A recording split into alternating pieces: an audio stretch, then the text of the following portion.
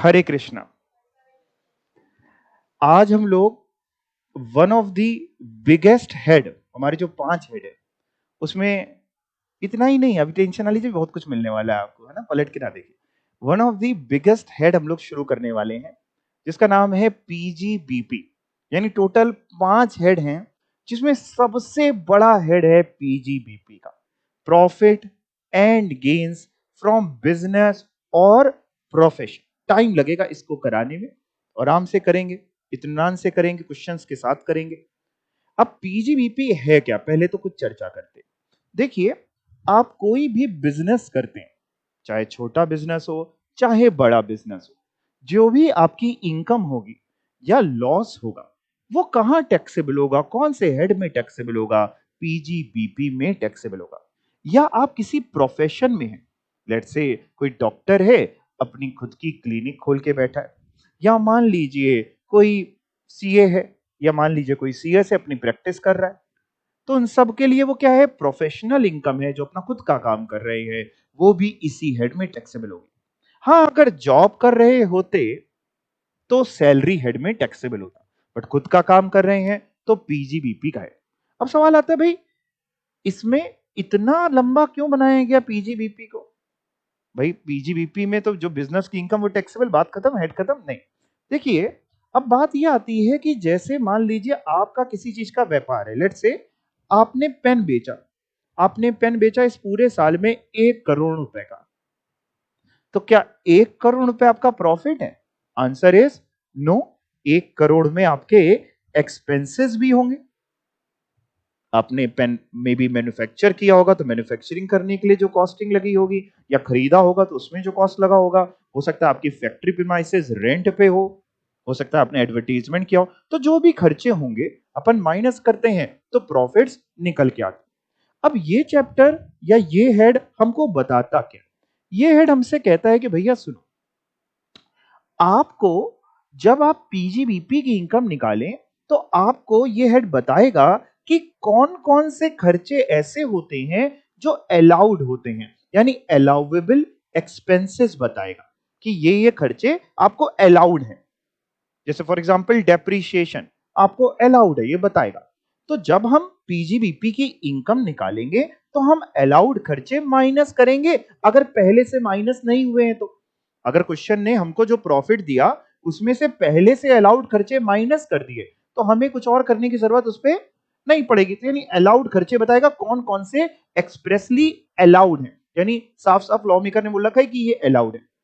इसके अलावा यही चैप्टर हमको ये भी बताएगा कि कौन कौन से ऐसे खर्चे हैं जो एक्सप्रेसली डिसअलाउड है, यानी अलाउड नहीं है। बताएगा ये चैप्टर कि कब कौन सा खर्चा अलाउड नहीं होगा। लेट्स से मान लीजिए हमने कोई पर्सनल एक्सपेंडिचर किया, मेरा बिजनेस है पेन का, ठीक है ना, और मैं जा करके मूवी देखा, मैंने वो खर्चा पिक्चर देखा, पॉपकॉर्न खाया, वो खर्चा बिजनेस में डाल दिया, क्या वो खर्चा अलाउड होगा? Answer is no, personal expenditure. तो ये चैप्टर बताएगा कि कौन कौन से खर्चे डिसअलाउड होंगे, जो अलाउड नहीं होंगे। तो अगर मान लीजिए हमको क्वेश्चन कह रहा है कि ये प्रॉफिट्स हैं और ये प्रॉफिट्स में हमने ये खर्चे माइनस कर दिए हैं, यानी उसने डिसअलाउड एक्सपेंस माइनस कर दिए तब प्रॉफिट आए। हमको प्रॉफिट दिया कि भैया प्रॉफिट है 1 लाख, 1 लाख का प्रॉफिट तब है जब हमने 10,000 का एक पर्सनल एक्सपेंडिचर भी माइनस कर दिया। अब हम क्या करें? ये तो पर्सनल एक्सपेंडिचर तो अलाउएबल तो था नहीं, आपने माइनस कर दिया, इसलिए प्रॉफिट 1 लाख है। हम क्या करेंगे? हम उसको एड बैक कर देंगे कि तुम्हारे सही प्रॉफिट्स 1 लाख नहीं होंगे, 1,10,000 होंगे। यानी कौन से खर्चे डिसअलाउड हैं उस पर चर्चा करेंगे। अगर डिसअलाउड एक्सपेंस आपने पहले से माइनस कर चुके हैं तो हम एड बैक कर देंगे। हाँ, आपने माइनस नहीं किया है तो हमें भी कुछ करने की जरूरत नहीं। अब बात करते हैं इनकम्स की। ये चैप्टर हमको ये भी बताएगा कि कौन कौन सी इनकम इस हेड में टैक्सेबल होती है, कौन कौन सी इनकम इस हेड में पीजीबीपी में टैक्सेबल होती है। अगर वो इनकम आपने प्रॉफिट एंड लॉस अकाउंट बनाते समय नहीं दिखाई, यानी जोड़ी नहीं है, क्रेडिट नहीं करी है, जोड़ी नहीं है, तब हमको नेट प्रॉफिट बता रहे बिना वो इनकम जोड़े, तो हम क्या करेंगे? वो इनकम को जोड़ देंगे तब सही पीजीबीपी आएगा। या फिर यही चैप्टर हमको एक चीज और भी बताएगा कि कौन कौन सी इनकम ऐसी हैं जो इस हेड की नहीं, बल्कि फॉर एग्जांपल जैसे मान लीजिए आपने कैपिटल गेन पढ़ा, अब मान लीजिए हमने कोई कैपिटल एसेट बेचा, कैपिटल एसेट को बेचने पे आप जानते हैं कैपिटल गेन निकलता है। हमने क्या किया, अपना प्रॉफिट एंड लॉस अकाउंट बनाते समय कैपिटल गेन की इनकम दिखा दी, बाई साइड में प्रॉफिट एंड लॉस अकाउंट बनाते समय हमने दिखा दिया by profit on sale of land, भाई कैपिटल गेन हुआ सेल ऑफ लैंड पे। अब हमने जो अपने प्रॉफिट्स बताए उसमें कैपिटल गेन की इनकम भी जोड़ रखी है, जबकि वो तो इस हेड की है नहीं पीजीपी की, वो तो कौन से हेड की है, कैपिटल गेन की हेड की। तो जब हम पीजीवीपी की सही इनकम निकालेंगे तो हम उस इनकम को माइनस कर देंगे। तो कुछ ऐसी चीजें हमें ये चैप्टर बताएगा, और भी बहुत कुछ बताएगा कि पार्टनरशिप फर्म अपने पार्टनर्स को सैलरी वगैरह देती है, इंटरेस्ट वगैरह देती है, हम कितना अलाउ करेंगे कितना डिसअलाउड करेंगे, अच्छी अच्छी चीजें ये चैप्टर बताने वाला है। ठीक है, तो चलिए शुरुआत करते हैं चैप्टर की। चैप्टर का नाम है PGBP, profit and gains from business और प्रोफेशन, जिसमें मैंने लिख रखा है कि पूरा जो चैप्टर बेसिकली सेक्शन 28 से लेके 44 डी है। अब आपको इसमें जो एक चीज दिमाग में रखनी है कि पीजीबीपी का जो चार्जिंग सेक्शन है वो सेक्शन 28, अभी तक आप चार्जिंग सेक्शन मेरे साथ रहते रहते सीख गए होंगे। जैसे अपन ने सैलरी हेड पढ़ा था, सैलरी हेड का चार्जिंग सेक्शन था 15। हाउस प्रॉपर्टी पढ़ा था, हाउस प्रॉपर्टी का चार्जिंग सेक्शन था 22। ऐसे बिल्कुल ब्लैंक ना होइएगा, है ना, अभी से ब्लैंक रहेंगे तो एग्जाम में क्या होगा आपका। पीजीवीपी का चार्जिंग सेक्शन है 28। कैपिटल गेन पढ़ा था, कैपिटल गेन का चार्जिंग सेक्शन था 45। 56 तो इनकम फ्रॉम अदर सोर्सेस का था भाई साहब, ठीक है ना। तो भाई साहब वापस आते हैं इनकम क्या क्या चार्जेबल है पीजीवीपी में, देखते हैं जरा। Income chargeable to tax under the head business और प्रोफेशन सेक्शन 28, देखते हैं आखिर चार्जिंग सेक्शन क्या कह रहा है। The scope of income chargeable under this head is covered by section 28 of the act which lays down the following। कह रहा है कौन कौन सी इनकम या किस तरीके की इनकम इस हेड में यानी पीजीबीपी में टैक्सेबल होती हैं, वो सेक्शन 28 बताता है। तो इसको हम चार्जिंग सेक्शन भी बोल सकते हैं, इसको हम बेसिस ऑफ चार्ज भी बोल सकते हैं, इसको स्कोप ऑफ इनकम भी बोल सकते हैं। वैसे तो देखो नाम से समझ में आ रहा है किस तरीके की इनकम टैक्सेबल होंगी, जो भी बिजनेस की है और जो भी प्रोफेशन की है। बट लॉ मेकर को लगा कि यार ऐसा ना हो कि लोगों को कोई डाउट रह जाए, तो उसने कुछ और इनकम्स भी बता दी कि वो इनकम्स भी आमतौर पे इस हेड में टैक्सेबल होगी। तो देखते हैं जरा उसने क्या बताया।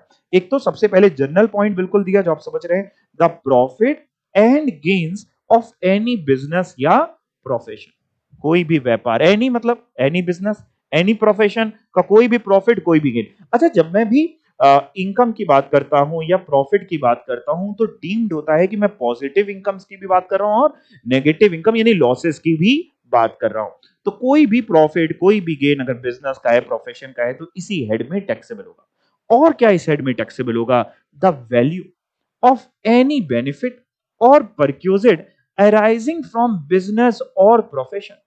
ये क्या है साहब, जरा समझते हैं। मान लीजिए मैं कोई प्रोडक्ट बेचता हूं, लेट्स से मेरा शोरूम है, कहे का बाइक का, मान ले बाइक का शोरूम है या कार का, किसी का भी आप शोरूम मान लीजिए, कोई भी प्रोडक्ट मैं बेचता हूं। तो मैं क्या करता हूं, फॉर एग्जांपल मेरा मारुति सुजुकी का शोरूम है कार का, और मैं कार खरीदता हूं कंपनी से और आगे बेचता हूं। अच्छा, कंपनी ने मेरे को टारगेट दिया है कि सर अगर आपने इस महीने लेट्स से 500 कारें बेच दी तो हम आपको आपकी फैमिली के साथ फॉरेन ट्रिप करा देंगे। 5 लाख रुपए की फॉरेन ट्रिप का खर्चा कंपनी उठाएगी। मारुति वालों ने हमसे कहा है कि अगर इस बार आपने 500 कार, ये 500 एग्जाम्पल है, 500 100 200 50, 500 कारें बेच दी तो हम आपको फॉरेन ट्रिप कराएंगे। हमने पूरी जान लगाई, 500 कारें लोगों को बेच दी। हमने कहा कहां पैदल चलते हो, कार खरीद लो, सबको कार चिपका दी। कंपनी ने हमको फॉरेन ट्रिप करा दी। अब ये जो फॉरेन ट्रिप है ये एक तरीके का मेरे को बेनिफिट है, या परक्यूजिट बोल सकते हैं, नॉन मॉनेटरी बेनिफिट। ये किसकी वजह से हुआ, मैं जॉब पे तो हूं नहीं, जॉब की वजह से परक्यूजिट होती तो सैलरी हेड में टैक्सेबल होता। मैं तो खुद का व्यापार कर रहा हूं, बिजनेस की वजह से हुआ, टैक्सेबल होगा। कहां टैक्सेबल होगा? जो आप पढ़ रहे हैं पीजीबीपी में। या फिर मान लीजिए कंपनी ने मेरे को एक चमचमात्या बंगला गिफ्ट कर दिया, तो बंगले की जो कॉस्ट है वो मेरे हाथ में टैक्सेबल होगी अंडर द पीजीपी, बिकॉज वो बंगला हुआ किसकी वजह से? मेरे व्यापार की वजह से। सोने की चेन दे दी, इस साइड में टैक्सेबल होगी। तो क्या लिखा है? कोई भी बेनिफिट या कोई भी परक्यूजिट अगर आपको मिल रहा है बिकॉज ऑफ योर बिजनेस या because of your profession. I hope clear है। तीसरा वाला बड़ा इंपॉर्टेंट पॉइंट है, बहुत ही इंपॉर्टेंट पॉइंट है तीसरा। एनी इंटरेस्ट, इंपॉर्टेंट मार्क करो पहले तो इसको।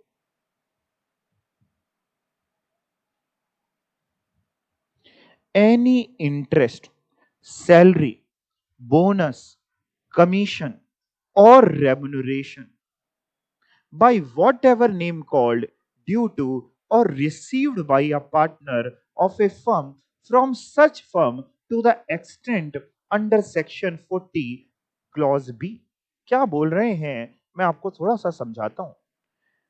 देखिए, एक पार्टनरशिप फर्म की बात करते हैं। एक पार्टनरशिप फर्म के पार्टनर्स होते हैं। पार्टनरशिप फर्म अपने पार्टनर्स को क्या क्या देती है, जरा बात समझते हैं। नॉर्मली मोटी मोटी तीन चीजें देती है पार्टनरशिप फर्म अपने पार्टनर्स को।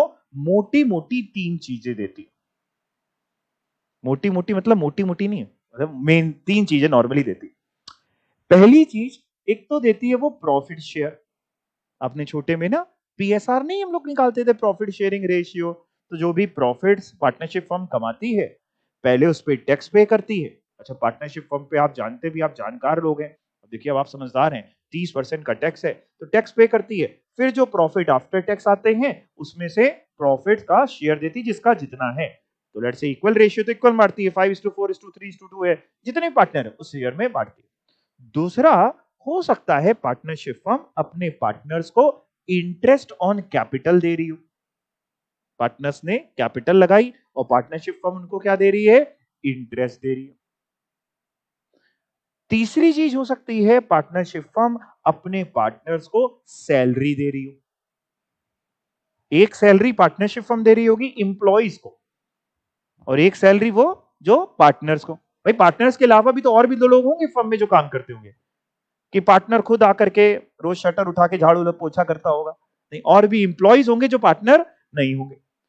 अब बात समझिएगा, पार्टनरशिप फर्म जो इंप्लॉइज को सैलरी दे रही है वो तो इंप्लॉइज के हाथ में टैक्सेबल होगी अंडर द हेड सैलरी, उसमें तो कोई दो राय नहीं है। और पार्टनरशिप फर्म के लिए वो एक खर्चा है, अलाउेबल खर्चा है, अलाउड होगा, बिजनेस से रिलेटेड खर्चा है पार्टनरशिप फर्म के लिए।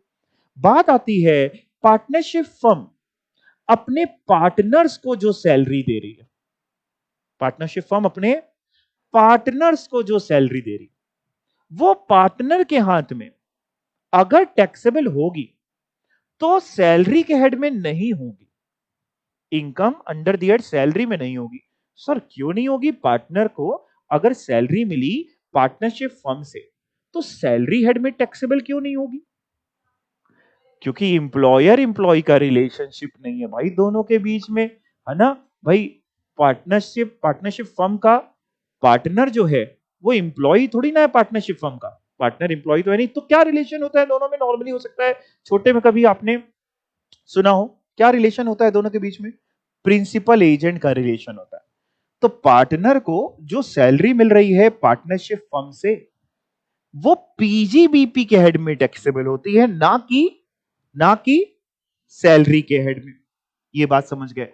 सेम तरीके से पार्टनर को जो इंटरेस्ट ऑन कैपिटल मिल रहा है वो भी पार्टनर के हाथ में टैक्सेबल अगर होगा तो पीजीबीपी के हेड में होता है।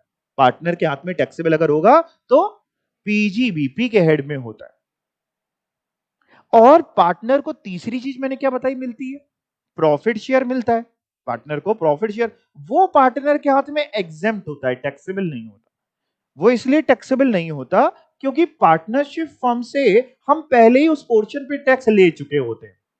पार्टनरशिप फर्म ने अपने प्रॉफिट्स कमाए, सारे खर्चे जो अलाउड थे वो सब माइनस करके, इवन जितनी सैलरी टू पार्टनर का खर्चा अलाउड था वो भी माइनस हो गया, इंटरेस्ट ऑन कैपिटल का खर्चा माइनस हो गया, तब पार्टनरशिप फर्म के प्रॉफिट्स आए।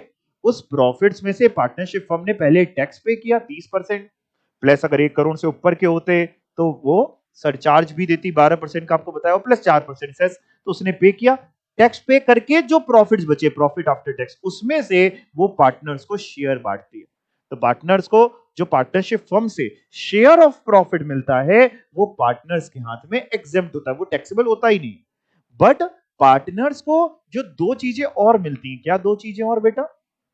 एक इंटरेस्ट ऑन कैपिटल, एक सैलरी टू पार्टनर।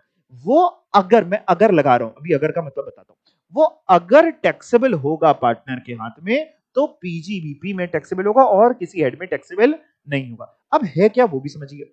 अभी ना मैं आपको इसी चैप्टर में आगे आएगा एक सेक्शन पढ़ाऊंगा, ये 40 और ये आपको छोटा बी जो दिख रहा है, कहां गया, ये दिख रहा है ना आपको 40 बी, ठीक है।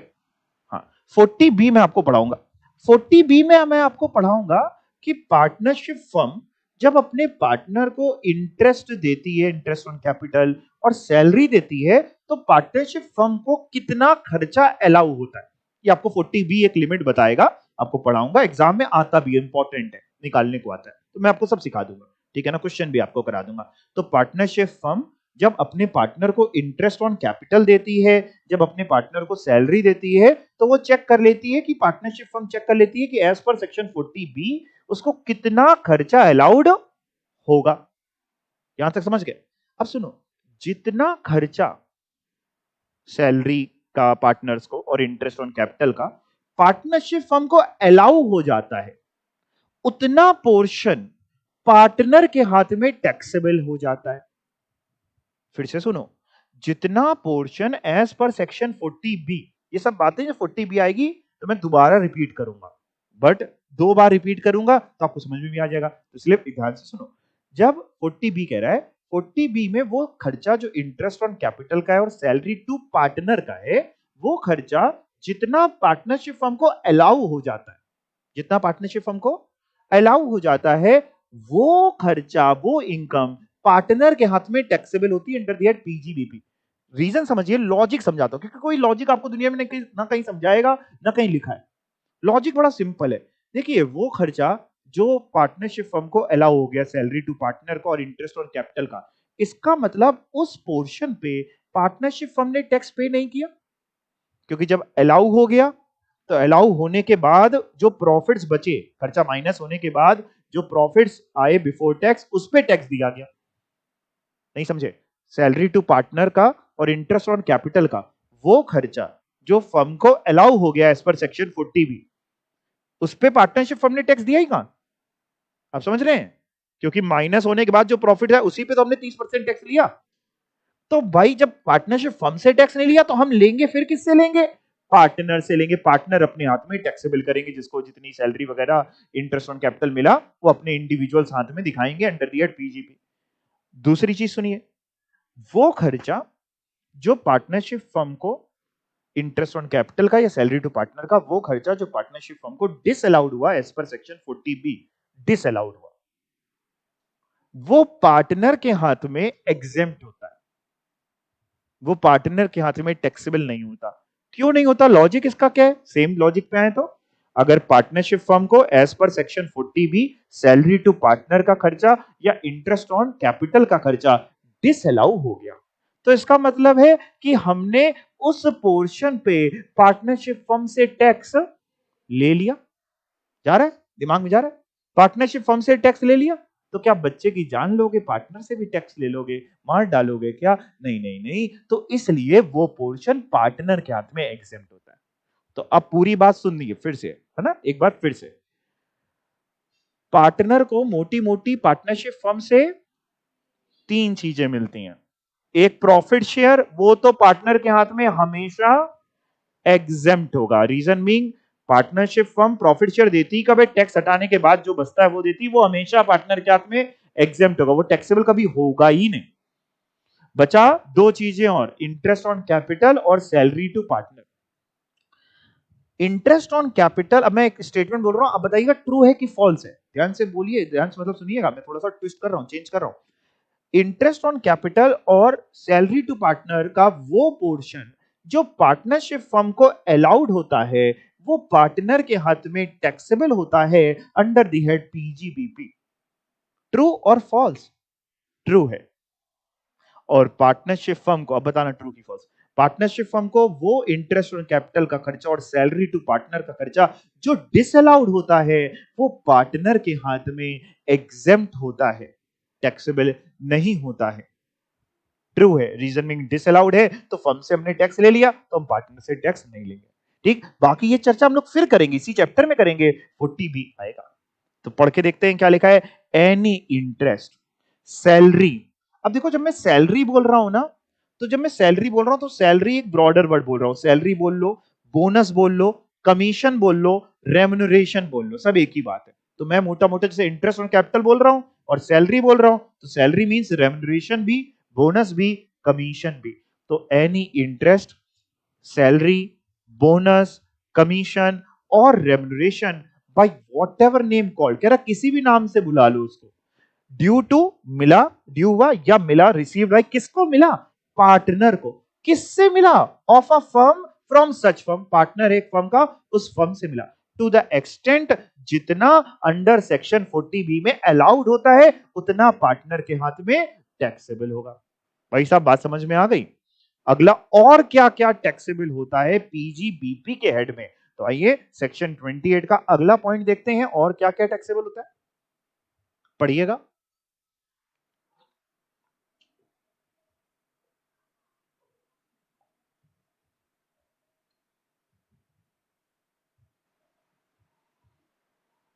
क्या लिखा है अगला point, any sum whether received और रिसीवेबल, मिल गया हो या मिलेगा, इन कैश और may be in kind, under an agreement. कैसा एग्रीमेंट सर, पहला, for not carrying out any activity in relation to any business और profession, provided it is not taxable as capital gain. Example, non compete fees. मैं आपको मतलब समझाता हूं इसका, एक बार शायद जीएसटी में भी आया था तब समझाया था, एक बार फिर से समझाता हूं। देखिए ये क्या चीज है, आ, आपको एग्जाम्पल शायद याद आ जाए। मैं जैसे आपको टैक्स पढ़ा रहा हूं, ठीक है, मेरी तरफ देखें सभी बच्चे, मैं आपको टैक्स पढ़ा रहा हूं और मैं आपको लेट से बहुत अच्छी टैक्स पढ़ा रहा हूं। हाँ बोलो, हाँ ठीक है, जबरदस्ती बुलवाना पड़ता है, आज की तारीख में तारीफ खुद करनी पड़ती है। अब मान लीजिए फॉर एग्जाम्पल कि मेरे टैक्स पढ़ाने से कुछ लोगों को समस्या है, कुछ मार्केट में कुछ लोगों को, ये सब ऐसे ही मनगढ़ंत कहानियां हैं मेरी, इसका वास्तविक जीवन से कोई लेना देना दूर दूर तक नहीं है, ठीक है ना। हाँ, मान लीजिए कि कुछ लोगों को समस्या है, मैं टैक्स पढ़ा रहा हूं तो लेट से बच्चे मेरे पास आ जाते, उनके पास जाते नहीं, तो उन्होंने कहा सर, और मेरे पास आए, सर आपसे एक बात कहनी है। हमने कहा बताइए। सर आप टैक्स मत पढ़ाइए। हमने, कैसी बातें कर रहे हो, टैक्स तो मेरी नस नस में भरी है, हमें नींद नहीं आती रात में जब तक पढ़ाते नहीं है। कह रहा सर ना पढ़ाए। हमने, अरे ऐसा नहीं हो सकता। कह रहा सर हम आपको ना 500 करोड़ रुपए देंगे, आप टैक्स पढ़ाना छोड़ दीजिए। हमने, अरे ऐसे नहीं होता। कह रहा सर 500 करोड़ देंगे। हमने कहा ऐसे नहीं होता, दो पैसे।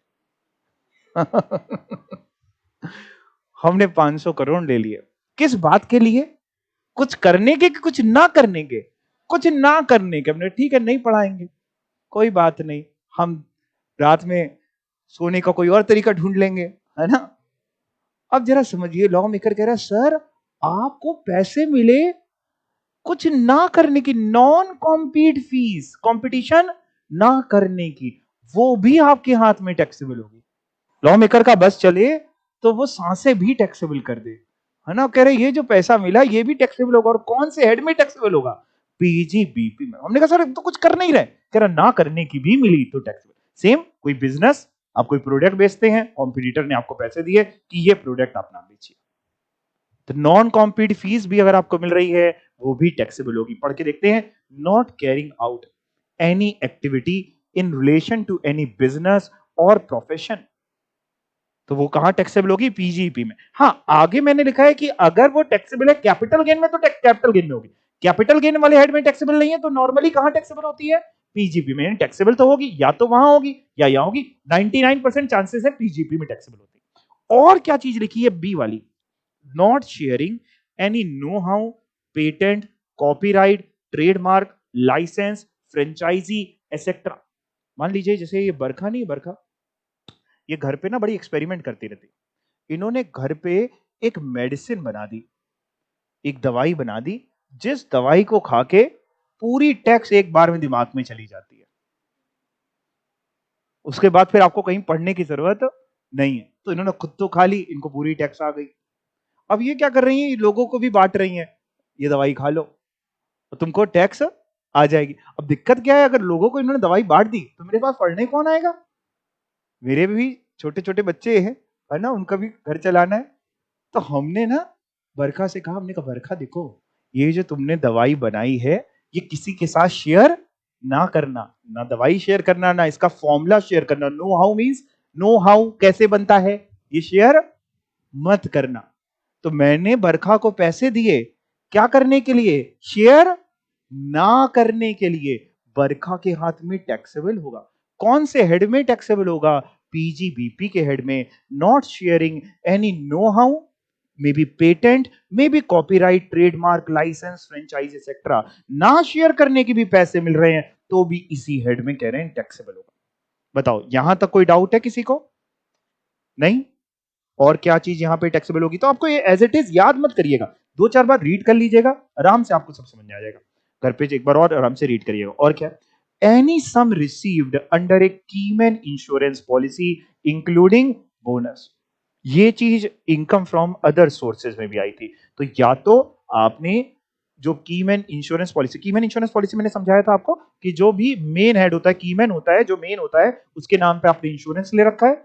कल को अगर कंपनी को इंश्योरेंस से पैसा मिलेगा तो कंपनी जिसको पैसा मिला वो टैक्सेबल होगा उसके हाथ में। या तो पीजीपी में टैक्सेबल करा ले या फिर आईफॉज में टैक्सेबल करा ले। तो एनी सम, कोई भी पैसा जो मिला कीमैन इंश्योरेंस पॉलिसी से, इंक्लूडिंग बोनस वगैरह भी मिला, सब कुछ कह रहे हैं यहां पे टैक्सेबल होगा। ठीक है, अगला पॉइंट जरा देखिएगा, मेरी तरफ देखिएगा। मान लीजिए आपका कोई स्टॉक इन ट्रेड है, आपने उस स्टॉक इन ट्रेड को कन्वर्ट कर लिया कैपिटल एसेट में। कैपिटल गेन में मैंने एग्जांपल लिया था, स्टॉक इन ट्रेड को भी मैं बोल रहा हूं क्या चीज कन्वर्ट करी? स्टॉक इन ट्रेड को कैपिटल एसेट में। लाला जी थे, ललाइन थी, याद आया, ज्वेलरी की शॉप थी। एक दिन लाला जी को ललाइन पे बड़ा प्यार आया और लाला जी ने क्या किया, अपनी ज्वेलरी की शॉप से एक हीरो का हार निकाला और घर जाके ललाइन को पहना दिया।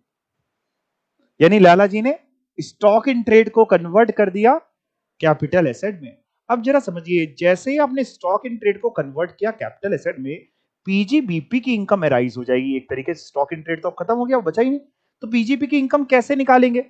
कैसे निकालेंगे? आपने बेचा तो है नहीं, सेल प्राइस क्या पकड़े? तो लॉ मेकर कहता है जिस दिन स्टॉक इन ट्रेड को कैपिटल एसेट में कन्वर्ट किया, उस दिन उस एसेट की फेयर मार्केट वैल्यू कितनी थी? मतलब जिस दिन हीरो के हार को तुमने अपनी शॉप से निकाल के ललाइन को पहना दिया, उस दिन अगर वो हीरो का हार बिक जाता तो कितने का बिकता?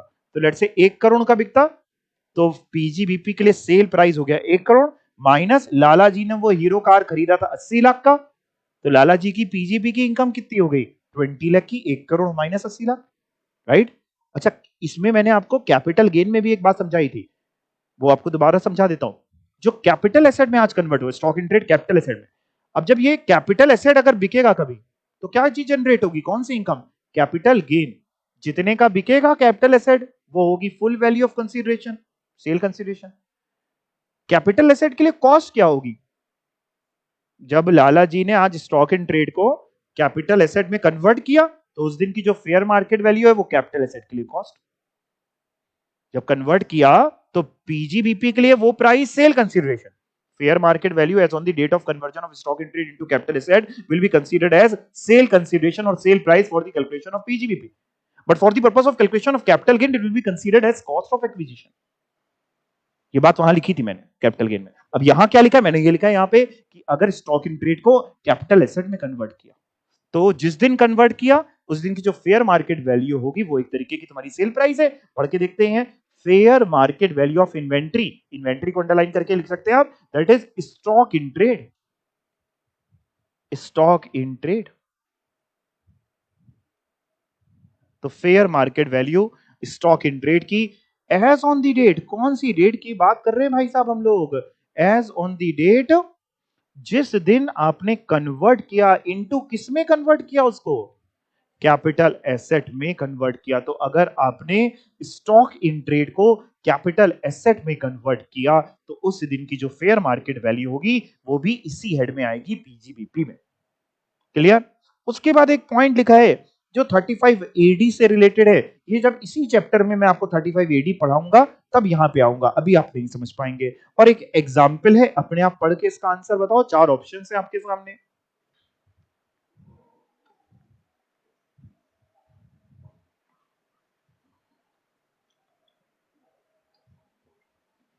कौन सा आंसर होगा? पहला पीजीबीपी, यानी सैलरी जो रिसीव कर रहा है पार्टनर पार्टनरशिप फर्म से, वो पार्टनर के हाथ में कौन से हेड में टैक्सेबल होती है? अगर होती है तो पीजीबीपी में होती है। क्लियर? अब मैंने एक अगला जो टॉपिक है वो ये है कि आखिर एक होता है स्पेकुलेशन बिजनेस, एक होता है नॉन स्पेकुलेशन बिजनेस। अच्छा, नॉन स्पेकुलेशन बिजनेस क्या होता है वो पहले सुन लो, वो लिखा नहीं है। नॉन स्पेकुलेशन बिजनेस वो होता है हर वो बिजनेस जो स्पेकुलेशन बिजनेस नहीं है, वो है नॉन स्पेकुलेशन बिजनेस। तो स्पेकुलेशन बिजनेस क्या होता है? स्पेकुलेशन बिजनेस हम लोग इनकम टैक्स में उस बिजनेस को कहते हैं जहां पे आपने कमोडिटी, स्टॉक, शेयर्स वगैरह आपने सेटल करे या ट्रांजैक्शन किया बिना फिजिकल डिलीवरी लिए। ये बात मैंने आपको set of and carry forward of losses वाले चैप्टर में भी स्पेकुलेशन बिजनेस का मतलब समझाया था, वहां लिखा नहीं था, मतलब समझाया था।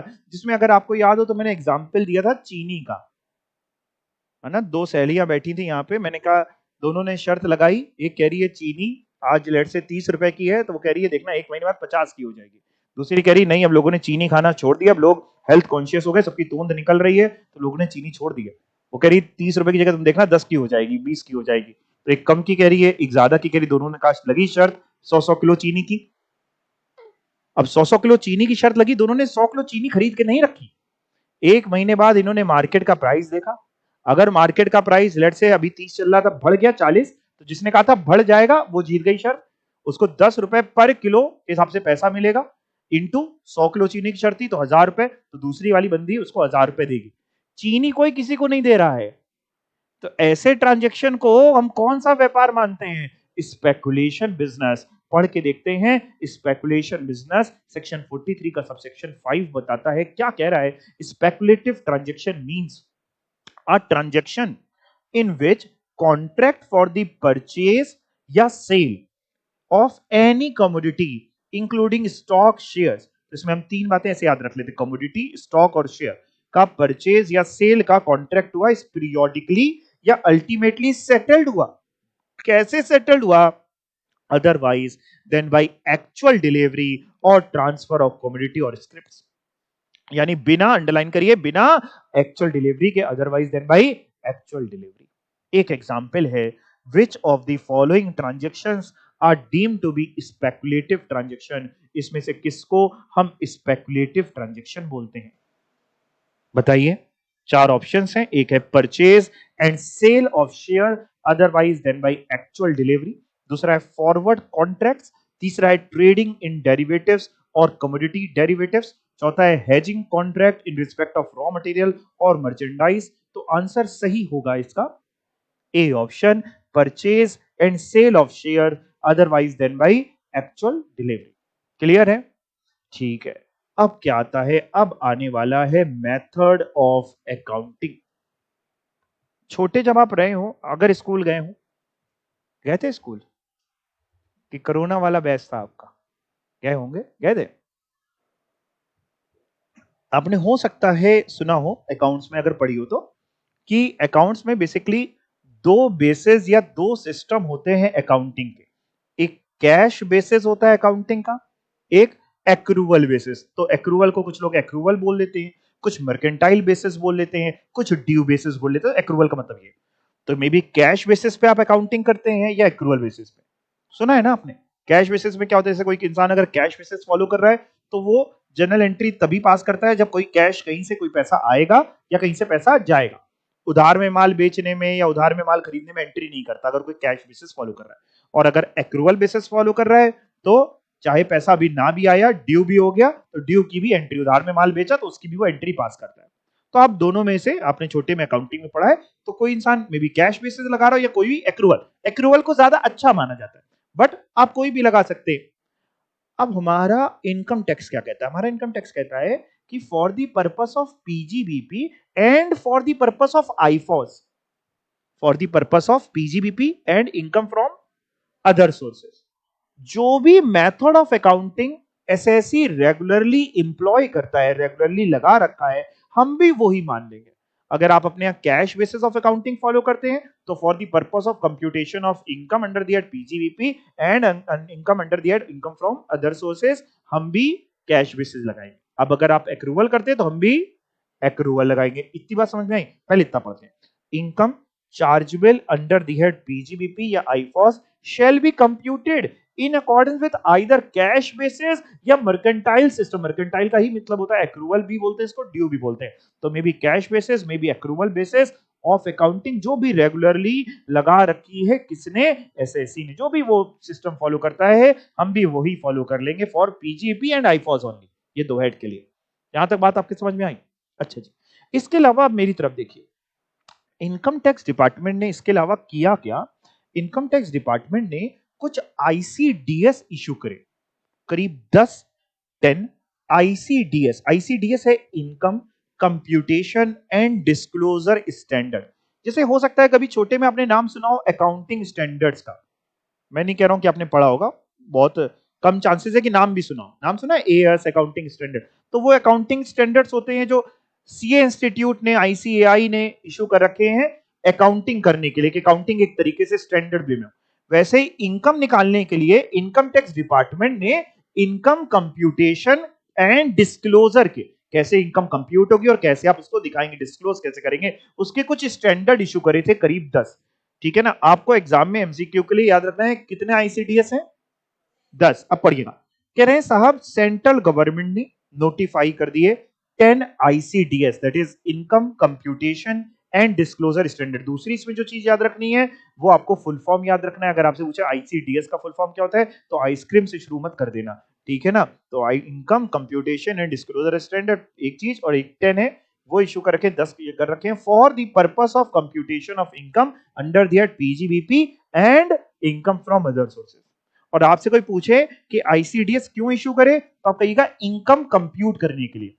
अगर कोई आपसे पूछे कि क्या आईसीडीएस जो सेंट्रल गवर्नमेंट नोटिफाई करे वो बुक्स ऑफ अकाउंट बनाने के लिए बताए कि बुक्स ऑफ अकाउंट ऐसी बनेगी, नहीं नहीं, बुक्स ऑफ अकाउंट बनाने के लिए नहीं, उसके लिए तो अकाउंटिंग स्टैंडर्ड है। लाइन पूरी पढ़िए, क्या लिखा है? काहे के लिए आईसीडीएस लाए? For the purpose of computation of income under PGP and IFOS and not for maintaining books of account. तो इसमें फिर से भी चलते हैं, क्या याद करना है? पहली चीज हमें इसमें याद करनी है कि पीजीबीपी और आईफॉस में आप जो भी मेथड में भी कैश या एक्रूवल लगाते हैं हम भी वही लगा लेंगे। दूसरी चीज 10 आईसीडीएस है, और तीसरी चीज आईसीडीएस का full form income computation and disclosure standard. इसके अलावा अगली चीज ये है कि आईसीडीएस कंप्यूटेशन के लिए लाए गए, बुक्स ऑफ अकाउंट मेंटेन करने के लिए नहीं लाए गए। यहां तक बात समझ में आ गई? इसी में एक और बात, आपको अगर याद होगा, आपको अगर याद होगा तो हम लोगों ने मैट पढ़ा था, एएमटी पढ़ा था। मैट कंपनीज के ऊपर लगता है, मिनिमम ऑल्टरनेट टैक्स, 115 जेबी उसका सेक्शन था। एएमटी 115 जेसी था, ऑल्टरनेट मिनिमम टैक्स, जो अदर देन कंपनीज के ऊपर था। मैट में मैंने आपको बताया था कि हम कंपनीज एक्ट के हिसाब से नेट प्रॉफिट उठाते हैं, कुछ चीजें जोड़ते हैं, कुछ चीजें माइनस करते हैं। ये मैंने आपको चैप्टर 7 और 8 में पढ़ाया था, है ना? कुछ चीजें जोड़ते हैं, कुछ चीजें माइनस करते हैं, तो हमारा बुक प्रॉफिट आता है। और एएमटी में आपको सिखाया था कि टोटल इनकम उठाते, उसमें गिनती की 3 चीजें जोड़ रहे थे, एक माइनस कर रहे थे, तो एडजस्टेड टोटल इनकम आ रही थी। जब हम मैट के लिए बुक प्रॉफिट उठाते हैं, बुक प्रॉफिट लेते हैं, नेट प्रॉफिट में कुछ चीजें जोड़ते हैं, कुछ चीजें माइनस करते हैं, तो नेट प्रॉफिट जो होता है उसके लिए आईसीडीएस नहीं लगता। यानी मैट के लिए जो हम बुक प्रॉफिट निकालते हैं उसके लिए आईसीडीएस का कोई लेना देना नहीं है। लेकिन जब हम एएमटी निकालते हैं तो एएमटी के लिए हम क्या उठाते हैं? Total income. तो टोटल इनकम निकलती ही इनकम टैक्स की आईसीडीएस के हिसाब से, तो इसका मतलब टोटल इनकम से जब एडजस्टेड टोटल इनकम निकालते हैं तो उसमें आईसीडीएस लगता है। यानी याद जो करना है पूरी पंचायत की एक बात, 100 की सीधी एक बात याद करने वाले बच्चे ध्यान दें, मैट के लिए आईसीडीएस नहीं लगता, एएमटी के लिए आईसीडीएस लगता है। The provisions of ICDS shall not apply for computation of MAT, that is minimum alternate tax. However, it shall apply for computation of AMT, that is alternate minimum tax. बताइए साहब, यहां तक अगर किसी को कोई भी डाउट हो, कुछ पूछना है तो पूछ सकते हैं? नहीं। इसके बाद मैंने एक सुंदर सी टेबल बनाई है कि आखिर पीजीबीपी की इनकम निकलती कैसे भैया। Computation of income under the head profit and gains from business और प्रोफेशन, कैसे हम पीजीबीपी की इनकम निकालें, उसके लिए करें क्या। अब आप देखिए बड़ी सुंदर सी टेबल है, बट इसको मैं आपको ना समझा दूंगा, आपको याद नहीं करनी पड़ेगी, अभी समझा देता हूं। देखिए सबसे पहले हमने क्या किया, आपने जो प्रॉफिट एंड लॉस अकाउंट बनाया, हमने सबसे पहले उसमें जो नेट प्रॉफिट आ रहा था उसको उठा लिया। पीएनएल छोटे में कभी आपने बनाया होगा, चिंता ना करिए, यहां बनाने को नहीं आएगा। यहां तो वो कहेगा एसएससी ने खुद पीएनएल बना लिया, और पीएनएल बना के उसके ये नेट प्रॉफिट आ रहे थे, लेट से 1 लाख रुपए के नेट प्रॉफिट आ रहे थे, तो आपने 1 लाख का नेट प्रॉफिट उठा लिया। अब मेरी तरफ सुनते जाना, केवल मेरे को देखते जाना। हमने जब 1 लाख का नेट प्रॉफिट उठा लिया, उसके बाद हम करते क्या है, हम प्रॉफिट एंड लॉस की दो साइड होती है, डेबिट साइड जो देसी वाला फॉर्मेट, डेबिट साइड यानी खर्चों की साइड, और एक क्रेडिट साइड इनकम की साइड। पहले हम प्रॉफिट एंड लॉस के डेबिट साइड देखते हैं कि आखिर जो 1 लाख का प्रॉफिट आया, इसमें तुमने कौन कौन से खर्चे माइनस किए थे, कौन कौन से खर्चे तुमने दिखाए थे, तब तुम्हारा 1 लाख का प्रॉफिट आया। उसको अच्छे से हम देखते हैं। लेट्स से उसने लिख रखा है कि वेजेस माइनस करी थी, उसने लिख रखा है सैलरी माइनस करी थी, रॉ मटेरियल का खर्चा उसने माइनस कर रखा है, रेंट माइनस कर रखा है, एडवर्टीजमेंट माइनस कर रखा है। हम अच्छे से देखते हैं, हम ये चेक करने की कोशिश करते हैं कि कोई ऐसा खर्चा तो माइनस नहीं कर रखा जो डिसअलाउड था। मान लो उसने एक खर्चा माइनस कर रखा है, उसका पेन का व्यापार है, उसने एक खर्चा माइनस कर रखा है कि हमने मूंगफली खरीद के खा ली 10 रुपए की। तो ये जो मूंगफली खरीद के खा ली 10 रुपए की, ये अलाउड खर्चा तो होगा नहीं, ये डिसअलाउड खर्चा है। तो अब उसने माइनस कर रखा है, तब उसके प्रॉफिट्स आए हैं 1 लाख के। हमने 1 लाख के नेट प्रॉफिट तो उठा लिए, हमने यहां पे 1 लाख का नेट प्रॉफिट तो उठा लिया। ये जो मूंगफली का खर्चा है, 10 रुपए अगर आपको कम लग रहा हो तो 1000 रुपए ले लेते, ठीक है। तो 1000 रुपए क्या मूंगफली खा गए, पर्सनल एक्सपेंडिचर या कोई भी ऐसा एक्सपेंडिचर जो डिसअलाउड था। अभी आपको पढ़ाऊंगा लिस्ट, नीचे ही चैप्टर में करना ही क्या आपने, ये सब तो पढ़ना है। तो डिसअलाउड जो भी एक्सपेंडिचर है, अगर आपने माइनस कर रखा है, हम क्या करें, आप लॉजिकली सोच के बताना, याद नहीं करने की जरूरत है। क्या करना पड़े, हम ऐड कर दें सही इनकम निकालने के लिए। आपने पहले माइनस कर रखा है 1000 रुपए का खर्चा, तब 1 लाख का प्रॉफिट हुआ है, जबकि वो 1000 रुपए का खर्चा अलाउड ही नहीं था। तो हम ऐड करेंगे, नहीं हम ऐड करेंगे डिसअलाउड एक्सपेंस, जो तुमने पीएनएल बनाते समय क्या कर रखे हैं, डेबिट कर रखे हैं। तो कोई भी ऐसा खर्चा जो प्रॉफिट एंड लॉस अकाउंट बनाते समय तुमने डेबिट कर रखा है, लेकिन वो अलाउड नहीं है इनकम टैक्स के हिसाब से, वो डिसअलाउड है, तो हम ऐड बैक कर देंगे। हाँ, अगर तुमने अलाउ, मतलब जैसे कोई डिसअलाउड खर्चा होता, मान लो डिसअलाउड खर्चा होता, लेकिन तुमने पहले से पीएनएल में डेबिट में लिखा ही नहीं है, माइनस नहीं किया हुआ है। मान लो एक खर्चा था, तुम पिक्चर देखने गए, तुम्हारा 500 का खर्चा हुआ, तुमने प्रॉफिट एंड लॉस अकाउंट में डेबिट में कहीं नहीं लिख रखा है 500 का खर्चा।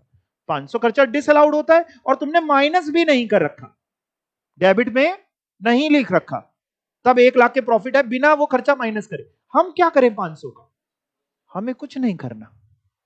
आप समझे, तो हमें डिसअलाउड एक्सपेंस कब माइनस करना है, क्या लिखा है, अगर डिसअलाउड एक्सपेंस डेबिट हुआ है, तुमने डेबिट किया है पीएनएल बनाते समय, ठीक है। सेम तरीके से मेरी तरफ देखो, मेरी तरफ एक्सपेंस की ही पहले बात कर लेते हैं। हमने प्रॉफिट एंड लॉस अकाउंट की डेबिट साइड देखी कि कौन कौन से तुमने खर्चे लिखे हैं। हमें पता चला कि एक ऐसा खर्चा है जो अलाउड एक्सपेंडिचर है, लेकिन तुमने लिखा ही नहीं पीएनएल बनाते समय। मान लो फॉर एग्जांपल, अभी आपको पढ़ाऊंगा इसी चैप्टर में, एक डेप्रीशिएशन आएगा, सेक्शन 32 आएगा, डेप्रीशिएशन का खर्चा अलाउड एक्सपेंडिचर है, बट तुमने पीएनएल बनाते समय वो खर्चा लिखा ही नहीं। मान लो डेप्रीशिएशन का खर्चा था 10,000 रुपए का, अलाउड है, तुमने पीएनएल में डेबिट साइड लिखा ही नहीं। हम क्या करें, तब बिना लिखे बिना माइनस करे तुम्हारे प्रॉफिट आ रहे 1 लाख, हमें क्या करना है, हमें तो सही इनकम निकालनी है। तुमने नहीं माइनस किया तो हमें माइनस करना चाहिए, यस और नो, करना चाहिए। यानी हम क्या करें, माइनस की प्लस, माइनस, हम कौन सा खर्चा माइनस करेंगे, ऐसा खर्चा जो अलाउड था, ऐसा खर्चा जो अलाउड था इनकम टैक्स के हिसाब से, लेकिन तुमने पीएनएल में डेबिट साइड में लिखा ही नहीं, तो हम उसको क्या कर देंगे, माइनस कर देंगे। तो ये सब मैं फिगर अपने मन से एज्यूम कर रहा हूं कि लेट से 10,000 का कोई ऐसा खर्चा जो अलाउड था, मान लीजिए फॉर एग्जांपल डेप्रीशिएशन अलाउड खर्चा है, लेकिन आपने पीएनएल में डेबिट ही नहीं कर रखा है, तो हम आज क्या कर देंगे, उसको माइनस कर देंगे। हाँ, अगर माइनस पहले से तुमने किया होता, डेबिट कर रखा होता पीएनएल में, एक ऐसा खर्चा जो अलाउड है, मान लो तुमने रेंट पे किया, रेंट का खर्चा अलाउड है और तुमने पीएनएल में डेबिट भी कर रखा है, हम क्या करेंगे? हमें कुछ करने की जरूरत ही नहीं है। ये तो बात हुई एक्सपेंस की। अब आते हैं इनकम की। फिर हम क्या करेंगे? हम पीएनएल की क्रेडिट साइड देखते हैं, इनकम वाली साइड। वहां पे हम ये चेक करने की कोशिश करते हैं कि कहीं ऐसा तो नहीं कि कोई इनकम ऐसी थी जो इस हेड की थी ही नहीं, लेकिन तुमने लिख दी है क्रेडिट में, तुमने जोड़ दिए। हमने जब चेक किया तो मान लो हमको पता चला कि तुमको इंटरेस्ट मिला है ऑन एफडी, तुमने कहीं पे एफडी कराई थी, फिक्स डिपॉजिट, बैंक में एफडी कराई थी, उस पर ब्याज मिला, 500 रुपए का ब्याज मिला। तुमने बाई साइड में प्रॉफिट एंड लॉस में क्रेडिट कर रखा है बाई इंटरेस्ट ऑन एफडी, यानी जोड़ रखा है। यानी तुमने एक ऐसी इनकम को जोड़ा हुआ है जो टैक्सेबल तो है बट पीजीपी के हेड में टैक्सेबल नहीं है। कौन से हेड में? जैसे इंटरेस्ट ऑन एफडी कौन से हेड में टैक्सेबल होता है? Income from other sources. अब हम तो पीजीबीपी की इनकम निकाल रहे हैं, हमने तो नेट प्रॉफिट 1 लाख उठाया, 1 लाख में तुमने जोड़ रखा है 500 रुपए, एक ऐसी इनकम जो इस हेड की थी ही नहीं। हम क्या करें? माइनस कर देंगे। यानी हम क्या माइनस करें? इनकम जो चार्जेबल है अंडर अदर हेड, यानी है किसी और हेड की, लेस कर रहे हैं हम। इनकम जो है किसी और हेड की लेकिन तुमने पीएनएल में क्रेडिट कर रखी, पीएनएल में जोड़ रखी है, तो लेट से इंटरेस्ट ऑन एफडी 500 रुपए। ये सब मैं अपने मन से मानता जा रहा हूं, जो भी मेरे दिमाग में फिगर आ रही है, ठीक है? यहां तक बात समझ में आई? इसके अलावा हमने फिर से क्रेडिट साइड देखी। हमने देखा क्रेडिट साइड में कि कहीं ऐसा तो नहीं है कि कोई इनकम ऐसी थी जो इसी हेड की थी, पीजीपी के हेड की, लेकिन तुमने क्रेडिट साइड में लिखी ही नहीं। मान लो तुम्हारा व्यापार है, बिजनेस है। अभी मैंने एग्जांपल आपको दिया था, बिजनेस से कोई वैल्यू, कोई बेनिफिट या परक्यूजिट अराइज होता है तो पीजीपी में टैक्सेबल होगा। तुम्हारा व्यापार है, मैंने आपको कार का एग्जांपल दिया, वही कंटिन्यू करते हैं। कार का एग्जांपल दिया, आपका कार का शोरूम है, कंपनी ने आपसे कहा था कि सर इतनी कार बेचेंगे तो हम 5 लाख की फॉरेन ट्रिप दे देंगे आपको। आपने उतनी कार बेची, कंपनी ने 5 लाख की आपको टिकट्स वगैरह फॉरेन ट्रिप पे आपका खर्चा किया, 5 लाख टैक्सेबल है। कौन से साइड में टैक्सेबल है? पीजीपी में। पर तुमने क्रेडिट साइड में लिखा ही नहीं है। यानी ऐसी इनकम जो है तो पीजीबीपी के हेड की, लेकिन तुमने क्रेडिट साइड में लिख नहीं रखी, तो हम क्या करें? ऐड कर देंगे। तो पढ़ के देखते हैं क्या ऐड कर देंगे। डीम्ड इनकम्स जो आपने पीएनएल बनाते समय क्रेडिट नहीं कर रखी। तो 5 लाख तो बहुत ज्यादा हो जाएगा, क्योंकि 1 लाख से शुरू किया तो कोई छोटी रकम मान लेते हैं, मान लो 2000 रुपए की, ठीक है ना जी?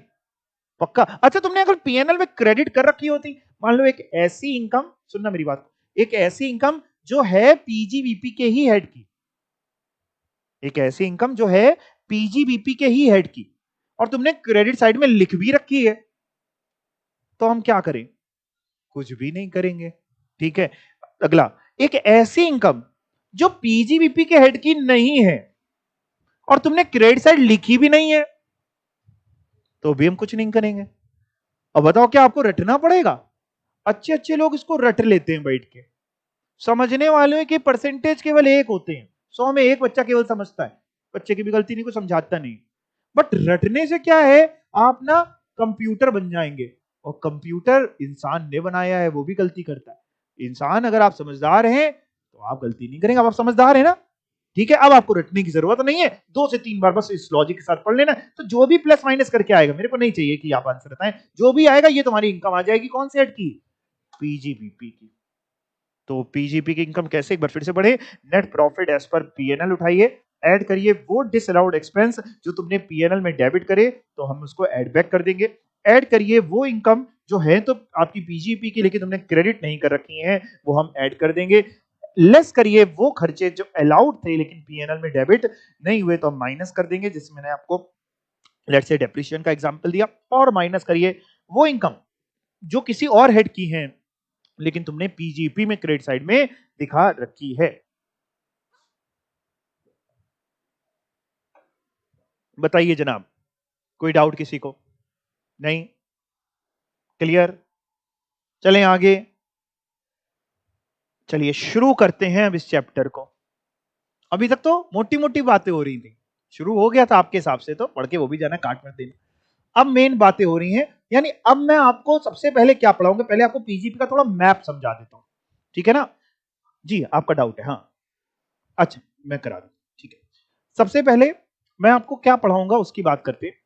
मैं आपको सबसे पहले ये पढ़ाऊंगा कि पीजीबीपी में वो कौन से खर्चे हैं जो अलाउड होते हैं, यानी एक्सप्रेसली एक्सप्रेसली अलाउड हैं।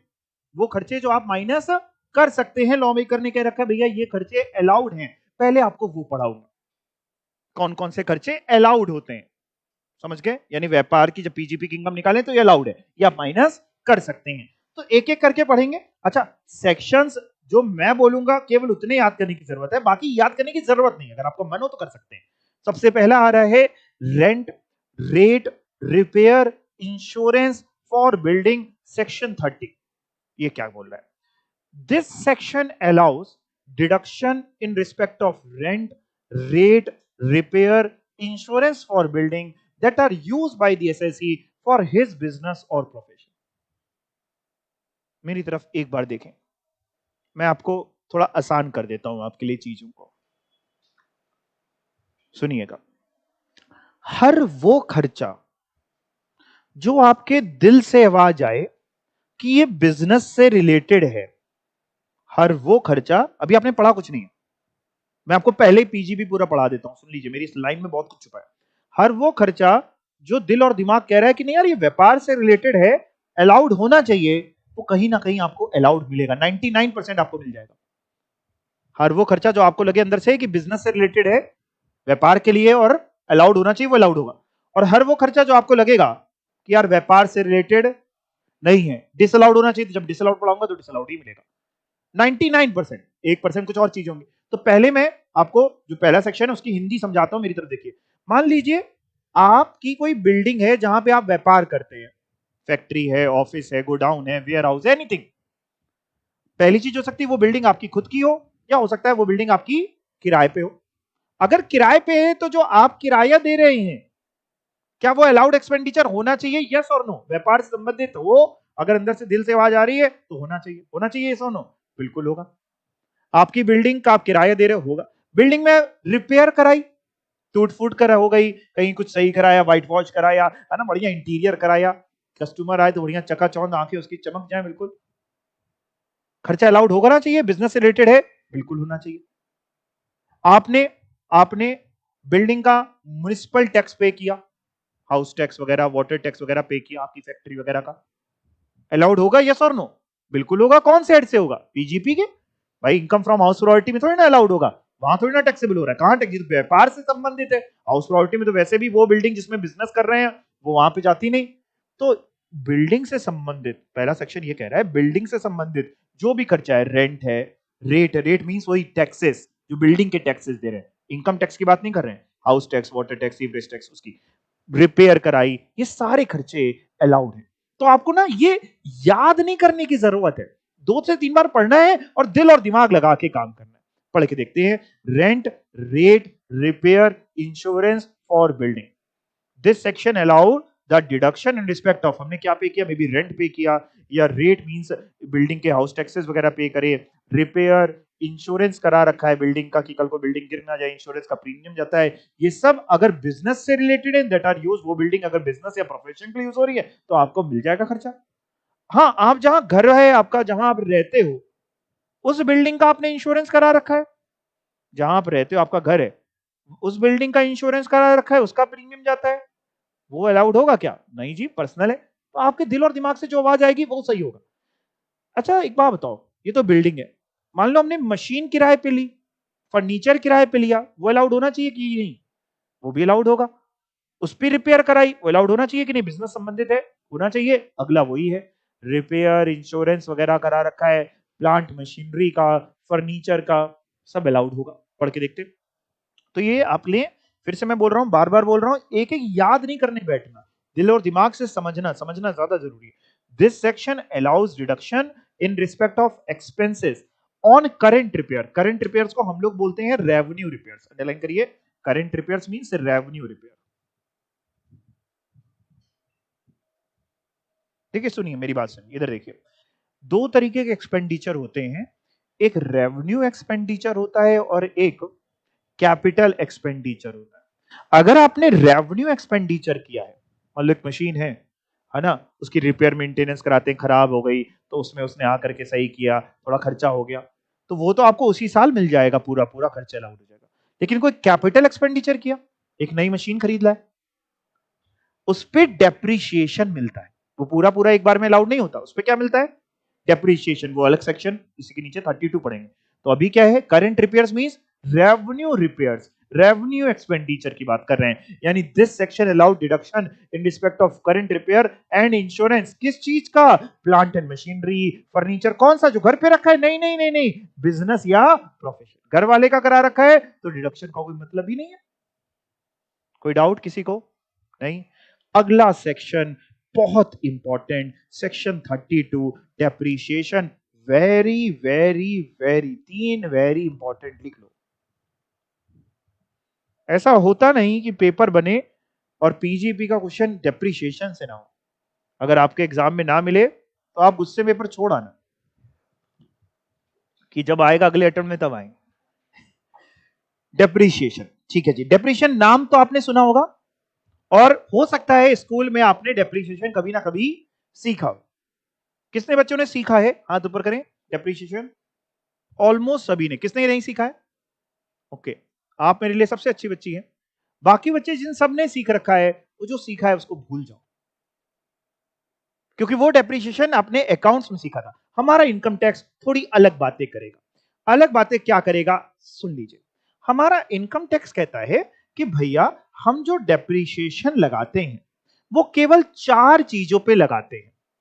हमने कहा मतलब कह रहा केवल 4 चीजें, एक बिल्डिंग, एक फर्नीचर, एक प्लांट एंड मशीनरी, और एक इंटेंजिबल एसेट। हमने कहा अच्छा इंटेंजिबल एसेट पे भी कर, हाँ हाँ, ये 4 चीजें, यानी जो भी एसेट की हम बात कर रहे होंगे वो इन 4 में से कोई एक होगी।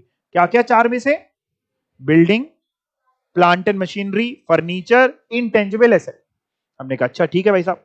कह रहा साहब और जो हम डेप्रीशिएशन लगाते हैं एज पर सेक्शन 32, वो लगाते हैं WDV मेथड से, रिटन डाउन वैल्यू मेथड। हमने कहा सर और कोई मेथड फॉलो कर लें, SLM फॉलो कर लें, ये कर लें? नहीं नहीं नहीं नहीं, हम आपको मेथड बता रहे हैं। कौन सा मेथड? WDV method. और तो और रेट क्या होगा डेप्रीशिएशन का, वो भी सेक्शन बताता है। सेक्शन ने डेप्रीशिएशन का रेट क्या होगा, कि बिल्डिंग पे किसी पे 5% लगाना है, कहीं पे 10% लगाना है ना, प्लांट एंड मशीनरी कहीं 15%, कहीं 40%, इंटेंजिबल एसेट पे 25%। मतलब हमें अपने मन से अज्यूम नहीं करना, रेट भी इसने बता रखे। तो ये सेक्शन हमको क्या क्या बता रहा है, फिर से ये कहेगा कि भैया 4 ग्रुप्स बनते हैं, 4 ब्लॉक्स बनते हैं। ग्रुप्स बोल लीजिए, ग्रुप समझते हैं, उसी को हम लोग ब्लॉक बोल रहे हैं। 4 ब्लॉक बनते हैं, कौन से? एक बिल्डिंग का, प्लांट मशीनरी का, फर्नीचर का, इंटेंजिबल एसेट का, और रेट जो लगाते हैं डेप्रिसिएशन का वो गिवन है, और WDV मेथड फॉलो करते हैं। हमने कहा ठीक। कह रहा और एक बात, हमने कहा बताओ। कह रहा स्कूल में जैसे कभी अगर डेप्रिसिएशन सीखते थे हम लोग, तो हम लोग करते क्या थे कि मान लो कोई मशीन उसने खरीदी 1 मई को, हम अप्रैल से मार्च मान लो बुक्स क्लोज कर रहे हैं, मशीन खरीदी 1 मई को, तो हम इस साल क्या करते थे, बुक्स में, स्कूल में हम लोग केवल 11 महीने का डेप्रिसिएशन लगाते थे, अप्रैल का लगाते नहीं थे। मई में खरीदी थी, मई से लेके मार्च तक, या दिन जोड़ते थे।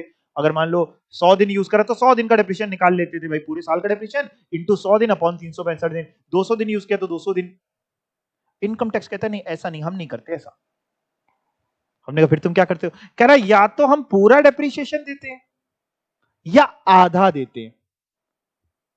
हम ये नहीं कि 100 दिन का डेप्रिसिएशन देंगे, नहीं नहीं। हमने कहा मतलब या तो पूरा दोगे या आधा। कह रहा सुनो सुनो सुनो सुनो, अगर तुमने कोई एसेट खरीदा, जिस साल खरीदा, अगर उस साल उसको पुट टू यूज किया, हमने कहा ये क्या पुट टू यूज किया है, नाम है किसी का? कह रहा नहीं, put TO to use, put to use मतलब रेडी टू यूज, जब आपने यूज पे रखा। जिस साल एसेट खरीदा और पुट टू यूज किया, अगर वो पुट टू यूज आपने 180 डेज से कम किया, कितने दिन से कम?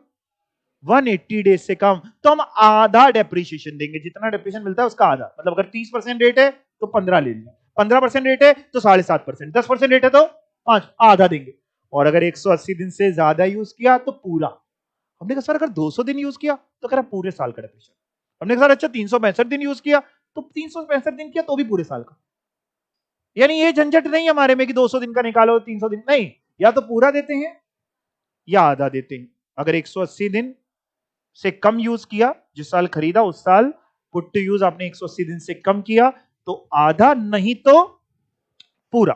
इसके अलावा वो कहता है भाई हम जो डेप्रिसिएशन निकालते हैं वो इंडिविजुअल एसेट्स पे नहीं निकालते हैं। हमने कहा सर मतलब नहीं समझ में आया, इंडिविजुअल एसेट्स पे नहीं निकालते। कह रहा साहब हम ग्रुपिंग करते हैं, हम ब्लॉक बनाते हैं। हमने कहा मतलब थोड़ा हिंदी में समझाओ। कह रहा समझाते हैं। कह रहा मान लो, सपोज करो, मान लो मेरे पास 2 फैक्ट्री हैं, ठीक है ना। कानपुर में एक मेरी फैक्ट्री है, फजलगंज में, एक दादा नगर में, या मे भी बगल बगल भी मान सकते हैं, या जितनी दूर मानी उतनी दूर भी आप दूसरे शहर दूसरे स्टेट में भी मान सकते हैं। हमने कहा ठीक। एक फैक्ट्री मैंने 1 करोड़ की खरीदी थी, एक है 2 करोड़ की। दोनों फैक्ट्री, यानी फैक्ट्री क्या होगी, इन चारों में अगर क्लासिफाई करें तो क्या होगा? बिल्डिंग होनी चाहिए आपके हिसाब से, कि फर्नीचर, की प्लांट एंड मशीनरी, की इंटेंजिबल एसेट, क्या होना चाहिए? बिल्डिंग, फैक्ट्री, फैक्ट्री, ईंटें, दीवार, क्या है ये? बिल्डिंग है। क्या है? बिल्डिंग। कह रहा आपने फैक्ट्री खरीदी, हमने कहा कह रहा फैक्ट्री पे जो बिल्डिंग है आपकी, बिल्डिंग पे डेप्रिसिएशन का रेट देख के आओ। मान लेते हैं 10% का रेट है, मेरी तरफ देखते जाओ। मान लेते हैं 10% का रेट है। हमने कहा 10% का रेट है। कह रहा सर दोनों आपकी बिल्डिंग ही तो है। हमने कहा दोनों बिल्डिंग है, ये वाली भी फजलगंज वाली ये भी बिल्डिंग है, वो दादानगर वाली वो भी बिल्डिंग है। ये 2 एरिया है जो कानपुर के बाहर है, कानपुर के 2 एरिया का नाम लिया। कह रहा साहब दोनों पे रेट ऑफ डेप्रिसिएशन भी तो 10% है। हमने कहा। कह रहा सर अब आप क्या करो, आप दोनों को ब्लॉक करके एक ग्रुप बना दो। हमने कहा डेप्रिसिएशन इस पे अलग निकालने, उस पे अलग। कह रहा नहीं ऐसे नहीं होता, ऐसे नहीं चलेंगे। हमने कहा फिर क्या करें? कह रहा एक ग्रुप बना दो, एक ब्लॉक बना दो इसका, यानी 1 करोड़ की एक खरीदी, एक 2 करोड़ की खरीदी, पहले दोनों को जोड़ दो, एक ब्लॉक बन गया। कितना? 3 करोड़। इस पे डेप्रिसिएशन निकालो। हमने कहा ठीक है, निकाल लेंगे। कह रहा फॉर एग्जाम्पल, जैसे अगला एग्जाम्पल, मान लो मेरे यहां प्लांट एंड मशीनरी है, बहुत सारी प्लांट एंड मशीनरी। अब मैंने प्लांट एंड मशीनरी देखी, मेरे पास एक मशीन ए थी, एक मशीन बी थी, एक मशीन सी थी। तीनों पे डेप्रिसिएशन का रेट था 15% का। तीनों है प्लांट एंड मशीनरी, और डेप्रिसिएशन का रेट भी सेम है, कैटेगरी भी सेम है, प्लांट एंड मशीनरी है, और रेट भी सेम है। 2 चीजें अगर सेम है, कैटेगरी 4 थी, building, plant and machinery, furniture, intangible asset. Category भी सेम है और रेट भी सेम है। तीनों प्लांट एंड मशीनरी और रेट तीनों पे 15 है। कह रहा है इनका एक ब्लॉक बनेगा। इनका क्या बनेगा? एक ब्लॉक। हमने कहा सर अच्छा एक चीज और, मान लो मेरे पास 4 प्लांट एंड मशीनरी है, जिसमें से 3 जो प्लांट एंड मशीनरी है, ए बी और सी वाली, इस पे डेप्रिसिएशन का रेट है लेट्स से 15%, और एक प्लांट एंड मशीनरी है डी वाली, इस पे जब हमने इनकम टैक्स का रेट देखा तो मान लो है 40%। अभी मैं आपको रेट पढ़ाऊंगा, कब 15 है कब 40 है। तो कह रहा साहब अब इसके ना 2 ब्लॉक आपको बनाने पड़ेंगे। हमने कहा सर एक नहीं बन सकता, है तो चारों प्लांट एंड मशीनरी। कह रहा नहीं एक ब्लॉक नहीं बनेगा। एक ब्लॉक कब बनता है? जब कैटेगरी भी सेम हो, रेट भी सेम हो। तो आपकी है तो चारों plant and machinery he, but इसमें से 3 का रेट है 15 और एक पे रेट है 40, तो इन 3 का एक ब्लॉक बनेगा और ये 40 वाले का अलग ब्लॉक बनेगा। बात समझ में आई? तो हम लोग क्या करते हैं, अपने यहां ब्लॉक ऑफ एसेट्स के कॉन्सेप्ट के हिसाब से डेप्रिसिएशन निकालते हैं, इंडिविजुअल एसेट के कॉन्सेप्ट के हिसाब से नहीं निकालते। दूसरी बात, बिल्डिंग क्या है वो आप जानते हैं, factory, office, godown, warehouse, जो भी आप जिस प्रीमाइसेस की बात कर रहे हैं वो प्रीमाइसेस क्या है? बिल्डिंग है। अच्छा फर्नीचर आप जानते हैं, कुर्सी, मेज, टेबल, है ना, ये सब क्या है? फर्नीचर है। अच्छा इनटेंजिबल एसेट्स आप जानते हैं, पेटेंट, कॉपीराइट, ट्रेडमार्क, और एक आप बोल रहे हैं बार बार धीमी आवाज में, मैं रिपीट नहीं कर रहा, एक बार बोलेंगे तेजी से। गुडविल। गुडविल पे डेप्रिसिएशन नहीं मिलता, गुडविल पे डेप्रिसिएशन मिलता ही नहीं है, बाकी इंटेंजिबल एसेट्स पे मिलता है। हमने कहा ठीक है सर। कह रहा सुनिए, इस दुनिया में जो चीज बिल्डिंग नहीं है, जो चीज बिल्डिंग नहीं है, और जो चीज फर्नीचर भी नहीं है, और जो चीज इंटेंजिबल एसेट भी नहीं है, वो होती है प्लांट एंड मशीनरी। हमारे इनकम टैक्स के लिए हर वो चीज जो बिल्डिंग भी नहीं है, फर्नीचर भी नहीं है, और इंटेंजिबल एसेट भी नहीं है, वो क्या है? हमने कहा मतलब क्या कहना चाह रहे हो? कह रहा जैसे फॉर एग्जांपल आपका लाइब्रेरी का बिजनेस है, लाइब्रेरी समझते हैं? लाइब्रेरी के बिजनेस वाले के लिए जो बुक्स होती है ना, वो एसेट होता है। उसके लिए मेन एसेट क्या है? बुक्स। बात समझते हो? हमने कहा साहब जो बुक्स है, कह रहा इस पर भी डेप्रिसिएशन मिलता है क्या? कह रहा बिल्कुल मिलता है साहब, इसमें कौन मना है। हमने कहा बुक्स है क्या? कह रहा आप बताओ क्या बुक्स बिल्डिंग है? Answer is no. क्या बुक्स फर्नीचर है? अरे नहीं। क्या बुक्स इंटेंजिबल है? नहीं। तो बुक्स क्या है? Plant and machinery. अरे सर कैसी बात कर रहे हो, प्लांट एंड मशीनरी का मतलब तो मशीन। नहीं बेटा, इसी बात कर रहे हैं। प्लांट एंड मशीनरी जो आप समझते हैं मशीन, वो भी है और बुक्स भी है। हर वो एसेट, हर वो एसेट जो बिल्डिंग नहीं, इंटेंजिबल एसेट नहीं, फर्नीचर नहीं, वो हमारे इनकम टैक्स के लिए प्लांट एंड मशीनरी है। मेरे पास कार है, कार को क्या माने? कार है, बिजनेस में यूज करते हैं, कार है, ट्रक है, क्या माने? Plant and machinery. ये बात समझ गए ना? बुक्स नहीं है, मतलब बिल्डिंग नहीं है, फर्नीचर नहीं, इंटेंजिबल एसेट नहीं है, तो क्या है? Plant and machinery. शिप्स है, एरोप्लेन है, बस है, कोई भी, कंप्यूटर है, कंप्यूटर, व्यापार में कंप्यूटर यूज करते हैं, लैपटॉप यूज करते हैं, प्रिंटर यूज करते हैं, इन पे भी सर डिप्रेशिएशन मिलता है। बिल्कुल मिलता है भाई साहब, कौन मना कर रहा है? ये सब क्या है? Plant and machinery. इन्वर्टर लगवा रखा है, प्लांट एंड मशीनरी। जनरेटर है, plant and machinery. Fire extinguishers है, प्लांट एंड मशीनरी है। तो प्लांट एंड मशीनरी, आपने थ्री इडियट्स देखी है? थ्री इडियट्स देखी होगी, उसमें मशीन की डेफिनेशन सुनाता है। वो कहता है ये चेन भी मशीन है। जाहिर सी बात है, हमारे इनकम टैक्स में हर वो चीज जो बिल्डिंग नहीं है, इंटेंजिबल एसेट नहीं है, फर्नीचर नहीं है, वो क्या है? Plant and machinery. Okay sir, okay okay, अच्छी बात है। एक चीज और, एक चीज और, आपको अगर याद हो तो जब अपन ने कैपिटल गेन चैप्टर पढ़ा था, कैपिटल गेन चैप्टर में मैंने आपसे कहा था कि जो डेप्रिशिएबल एसेट होता है उस पे अगर कभी कैपिटल गेन निकलता है तो हमेशा शॉर्ट टर्म निकलता है। याद रहती है आपको मेरी बातें? अगर ना रहती हूं तो आप शाम को 5 बादाम भिगोया करिए, सुबह छील के खाया करिए, और थोड़ा रील्स वील्स कम देखा करिए, है ना? मेरे को ज्यादा सुना करिए तो याद रहेंगी। ऐसी बिल्कुल दूर दूर तक नहीं याद आ रही। वहां पे था कि डेप्रिशिएबल एसेट पे कभी भी लॉन्ग टर्म नहीं निकलता capital gain, short term capital gain निकलता है। और वहां पे था, वहां पे मैंने लिख रखा था कि डेप्रिशिएबल एसेट पे शॉर्ट टर्म कैपिटल गेन निकालने का तरीका सेक्शन 5050 बताता है, जिसमें मैंने आपको लिख रखा था वहां पे अपने नोट्स में कि will be discussed in PGBP. PGP में पढ़ाऊंगा, पढ़ाया ही नहीं था। मैंने आपको कहा था कि जब डेप्रिसिएशन पढ़ाऊंगा तब पढ़ाऊंगा, तो आज मैं आपको जब ये पढ़ाऊंगा तो वो भी पढ़ाऊंगा। ठीक है, तो चलिए शुरुआत करते हैं बहुत ध्यान से। Depreciation section 32। पहली बात ये आती है कि ये जो डेप्रिसिएशन है, क्या ये कंपल्सरी है लेना कि ये ऑप्शनल है? मतलब मान लीजिए कोई एसएससी ने जब पीजीपी की इनकम निकाली तो उसने डेप्रिसिएशन नहीं माइनस किया, उसने कहा हम नहीं माइनस करेंगे खर्चा। उसने कहा आपको क्या दिक्कत है, नहीं माइनस करेंगे, बल्कि इनकम ज्यादा ही आएगी, आप ज्यादा ही टैक्स ले रहे हो। नहीं साहब नहीं, ये जितने सेक्शंस आप पढ़ रहे हैं अनलेस एंड अनटिल जहां लिखा हो कि ऑप्शनल है, ये सारे मैंडेटरी सेक्शंस हैं। मतलब डेप्रिसिएशन की डिडक्शन उठाना आपकी मर्जी पे नहीं है, मैंडेटरी है, आपको वो डिडक्शन क्लेम करनी पड़ेगी। तो पहला तो एमसीक्यू यही दिख रहा है कि डेप्रिसिएशन की डिडक्शन ऑप्शनल होती है। नहीं नहीं नहीं, मैंडेटरी होती है, कंपल्सरी होती है। दिस सेक्शन प्रोवाइड मैंडेटरी या compulsory deduction on account of depreciation. अच्छा जी, डेप्रिसिएशन ओनली अलाउएबल किसके लिए? Building, plant machinery, furniture, intangible asset. Building के लिए मिलेगा, प्लांट एंड मशीनरी, फर्नीचर, और चौथी चीज इंटेंजिबल एसेट। इन्हीं चार के लिए इंटेंजिबल एसेट, जैसे कि no how, patent, trademark, copyright. मैंने जानबूझ के यहां गुडविल नहीं लिखा क्योंकि उस पे नहीं मिलता। अच्छा जी, एक चीज पे और नहीं मिलता लिखा है, लैंड पे डेप्रिसिएशन नहीं मिलता, not allowable on land on which building has been constructed. देखो भैया, भाई साहब सुनो, बिल्डिंग पे डेप्रिसिएशन मिलता है, लैंड पे नहीं मिलता। एक ही बात तो होती है, लैंड बिल्डिंग नहीं, अलग होती है। लैंड वो जो आपको जन्म से ही मिली थी, मतलब जो हम लोगों ने क्रिएट नहीं करी, भगवान ने क्रिएट करी थी। बिल्डिंग वो जो उसके ऊपर आपने सुपर स्ट्रक्चर खड़ा किया, उसकी लाइफ होती है बिल्डिंग की, है ना? 50 साल, 100 साल, 99 साल, जनरल लॉ में माने तो 100 साल वगैरह में बिल्डिंग खराब हो जाती है। बिल्डिंग पे डेप्रिसिएशन मिलेगा बट लैंड पे नहीं मिलता, बल्कि लैंड पे वाले में एप्रिसिएशन होता है नॉर्मली। जिस हिसाब से महंगाई बढ़ रही है, जमीनें महंगी, और आपने सुना भी होगा अपने घर वालों को, अक्सर घर वाले मम्मी पापा लोग ये बातें करते, अरे ये जमीन उस समय कौड़ियों के भाव मिल रही तब हमने ली नहीं, तब 5 लाख की मिल रही थी, आज वही जमीन 50 करोड़ की है।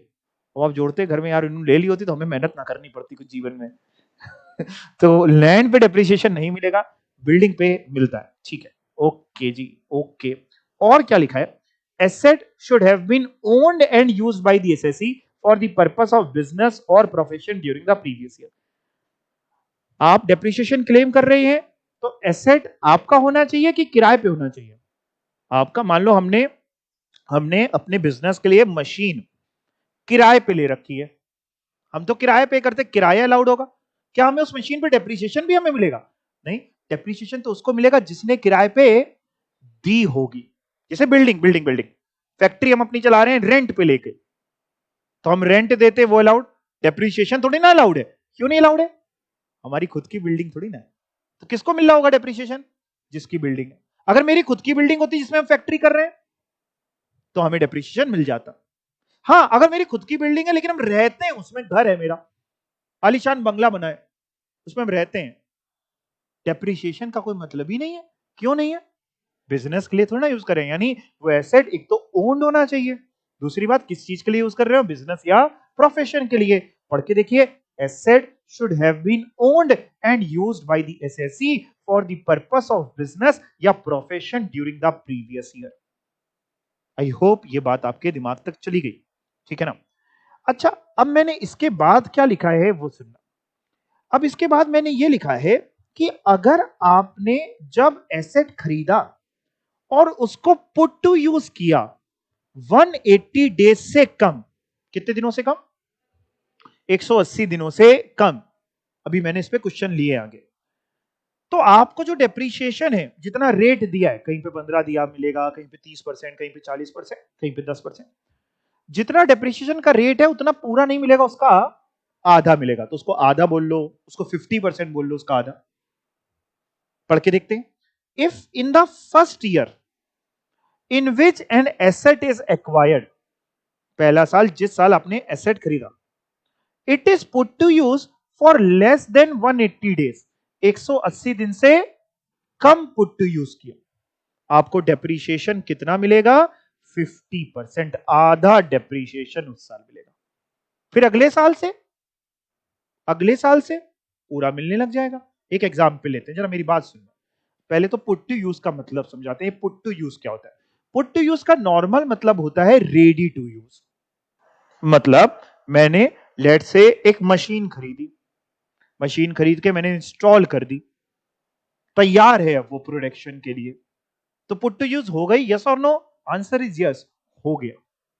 तो अगर खरीदी और पुट टू यूज करी 180 दिन या उससे ज्यादा, तो पूरे साल का डेप्रिसिएशन ले लो, पूरा 100% डेप्रिसिएशन ले लो। और अगर 180 दिन से कम तो फिर आधा ले लो। अच्छा, एक और एग्जांपल। मान लो मैंने अपने ऑफिस के लिए एक सोफा खरीदा, रिसेप्शन के लिए। हमने कहा कस्टमर आएगा, एक चमचमाता बढ़िया महंगा सोफा खरीदा, और सोफा खरीद के हमने अपने रिसेप्शन पे डलवा दिया। कस्टमर आया, हमने कस्टमर से कहा सर बैठिए, उसने नहीं नहीं ठीक है। दूसरा कस्टमर में बैठिए सर, नहीं नहीं सर ठीक है।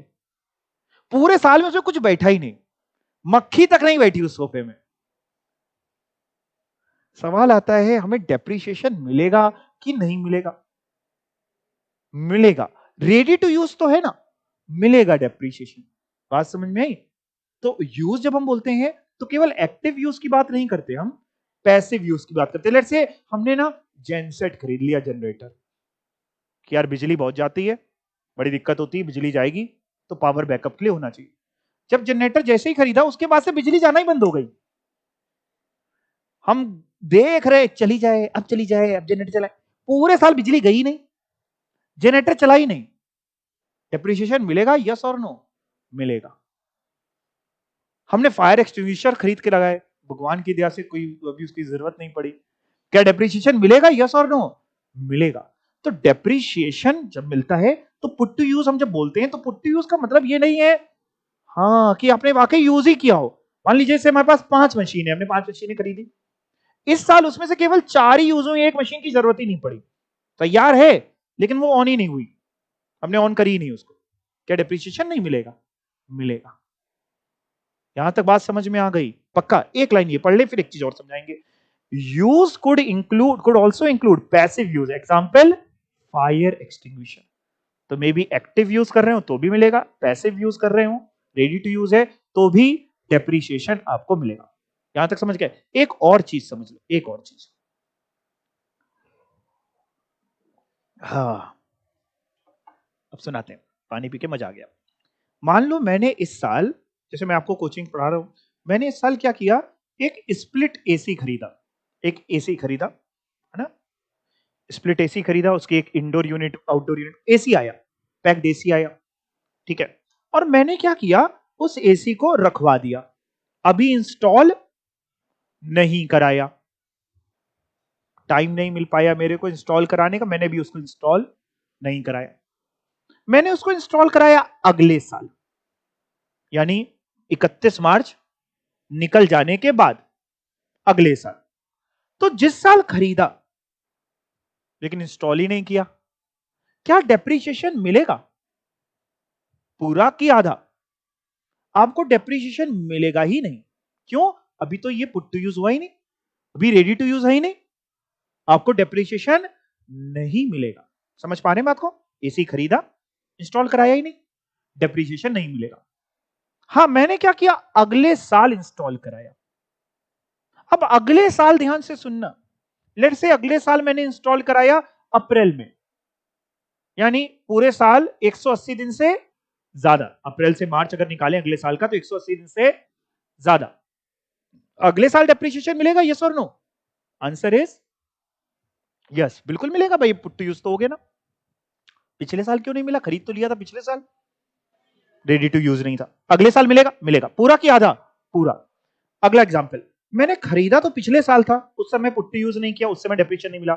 इंस्टॉल कराया अगले साल, लेकिन अगले साल भी लेट से जाकर के अगले साल के दिसंबर जनवरी वगैरह में करा रहा हूं। अगर दिसंबर में भी करा रहा हूं तो दिसंबर से अगर मार्च हम जोड़ें दिन तो 180 दिन से कम होंगे। दिसंबर के मान लो 1 दिसंबर भी करा रहा तो 31 दिसंबर के 31 डेज, जनवरी के 31 डेज। जेम से क्या निकाल लें?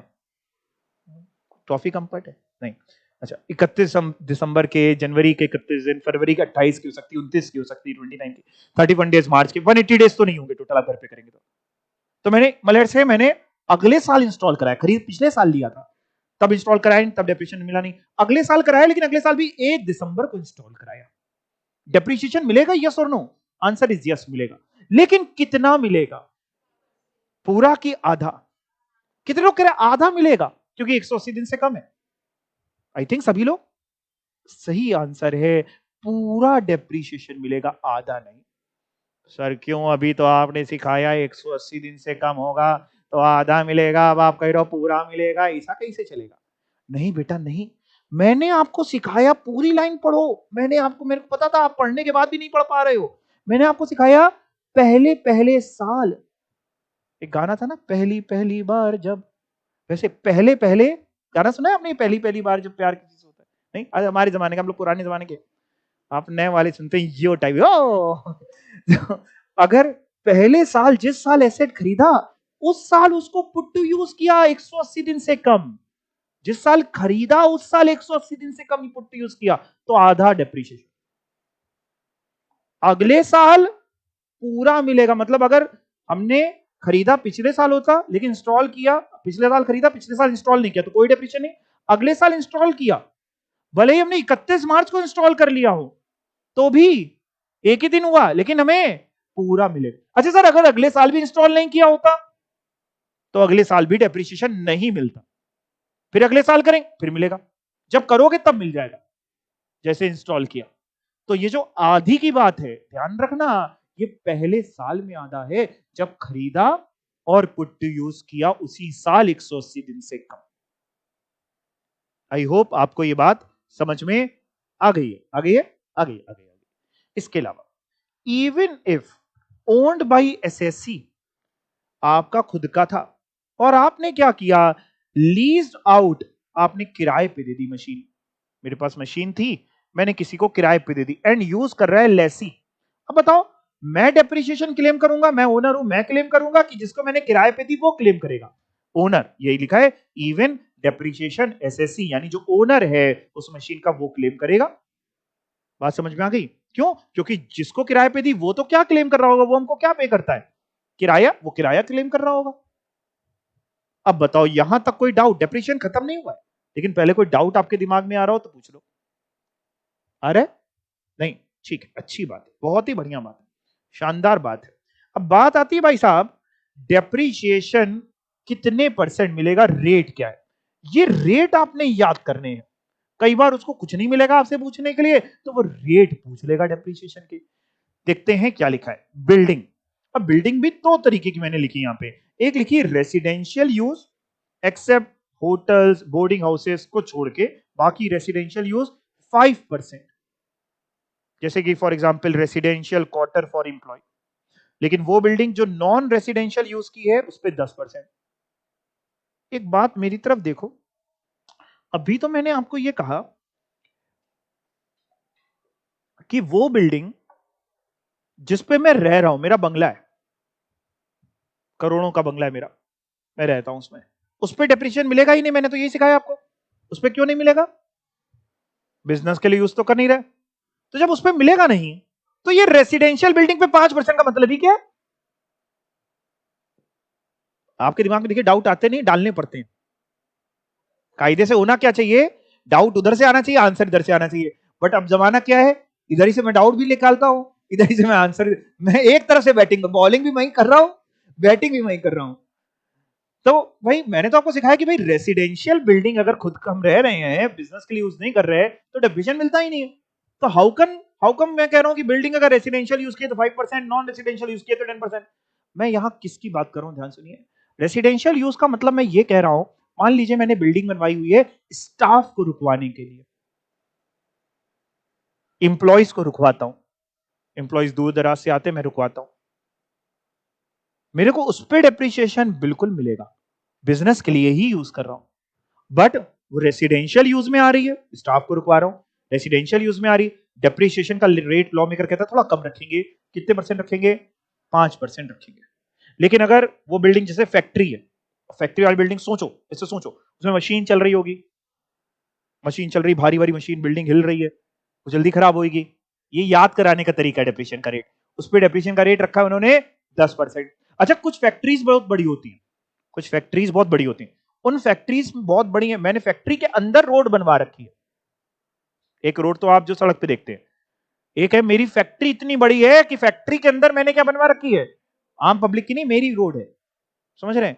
वो रोड भी बिल्डिंग होती है, वो रोड भी बिल्डिंग है, उस पे भी 10% का डेप्रिसिएशन आपको मिलेगा। तब फिर से पढ़ के देखते हैं पूरी बात। बिल्डिंग रेसिडेंशियल यूज की है except hotels and boarding houses, क्योंकि होटल्स एंड बोर्डिंग हाउसेस में 10% हो जाता है, 5% नहीं होता। तो बाकी रेसिडेंशियल यूज की है बिल्डिंग तो 5%। जैसे कि रेसिडेंशियल यूज मतलब for example residential quarter for employees, non residential use की है फैक्ट्री, ऑफिस, गोडाउन, है ना, warehouse, hotels, boarding houses, इन सब पे 10% है। और एक नोट भी डाल रखा है कि रोड जो इनसाइड फैक्ट्री है वो भी क्या होती है, बिल्डिंग। यहां तक बात समझ में आ गई? कई बार क्या होता है, इधर देखिए मेरी तरफ, कई बार क्या होता है, हमने अपनी ऑफिस में, अपनी फैक्ट्री में कुछ टेम्परेरी बनवा लिया। जैसे आपको इसका लाइव एग्जांपल समझाता हूं। मान लीजिए मेरी फैक्ट्री में कुछ कंस्ट्रक्शन का काम होना था, उसके लिए मैंने ना कुछ रॉ मटेरियल खरीदा, सीमेंट, मोरंग वगैरह खरीदी। अब उसको मैं रखूं कहां? तो मैंने क्या किया, एक टेम्परेरी वुडन का स्ट्रक्चर बनवा लिया कि उसमें सीमेंट वगैरह को रख देंगे, कल को ऐसा ना हो कि यार रख दिया, बारिश हो गई, खराब हो जाएगी सीमेंट। तो मैंने उस टेम्परेरी वुडन स्ट्रक्चर में सीमेंट वगैरह को स्टोर कर लिया। बाद में जब काम हो जाएगा ना, जब वो काम हो जाएगा उसका, तो मैं वुडन स्ट्रक्चर, वो टेम्परेरी जो बनवाया था, उसका नाम ही बोल रहा हूं टेम्परेरी, तो उसको मैं डिमोलिश कर दूंगा, हटा दूंगा। वो जो टेम्परेरी वुडन स्ट्रक्चर है, वो भी है तो बिल्डिंग ही, उस पर डेप्रिसिएशन का रेट है 40%। कितने परसेंट? 40। भाई टेम्परेरी है तो थोड़ा ज्यादा दे दे रहे हैं। पढ़ के देखते हैं क्या लिखा है, प्योरली टेम्परेरी इरेक्शन, जैसे कि वुडन स्ट्रक्चर वगैरह, जैसे कि लिखा है, तो मे बी वुडन स्ट्रक्चर हो, मे बी टेम्परेरी ईंटे का ही बनाया हो, टेम्परेरी है, लेकिन अगर वो, तो कितने परसेंट दे रहे हैं, 40%। तो बिल्डिंग पे सर एक तरीके से आपने 3 सिखा डाले। हाँ बेटा हाँ। सर कैसे याद करें? बादाम खा खा के याद करो, और कैसे याद करोगे? याद तो हो गया होगा। नहीं हुआ? चलो इधर देखो, building residential use 5, non residential use 10, temporary wooden structure 40%। ठीक है, फर्नीचर पे हमेशा याद रखना 10% का रेट होता है। कितने परसेंट का रेट होता है? 10। फर्नीचर पे कितना? 10। और सबसे आखिरी पहले देख लो, इनटेंजिबल एसेट। इनटेंजिबल एसेट पे हमेशा 25% का रेट होता है। कितना होता है? 25%। ब्रैकेट में कुछ लिखा है, गुडविल पे डेप्रिसिएशन नहीं मिलता, बाकी इंटेंजिबल एसेट पे आप डेप्रिसिएशन ले लीजिए। गुडविल पे डेप्रिसिएशन 1 रुपए का भी नहीं मिलेगा। इंटेंजिबल एसेट पे 25%। अब केवल बच रहा है प्लांट एंड मशीनरी। भाई 4 कैटेगरीज थी ब्रॉडर, बिल्डिंग हो गई, फर्नीचर हो गया, इंटेंजिबल एसेट हो गया। बिल्डिंग पे आपको याद हो गया 5 10 40, 5 10 40 समझ गए ना? Residential use 5, non residential use 10, would temporary structure 40, furniture 10, intangible asset 25। Plant and machinery की बात करते हैं। मेरी बात सुनना प्यारे, मेरी बात सुनना। प्लांट एंड मशीनरी पे रेट बताया हुआ है, किसी पे कुछ किसी पे कुछ। जिस प्लांट एंड मशीनरी पे कोई रेट नहीं बताया, उस प्लांट एंड मशीनरी पे 15% का रेट होता है।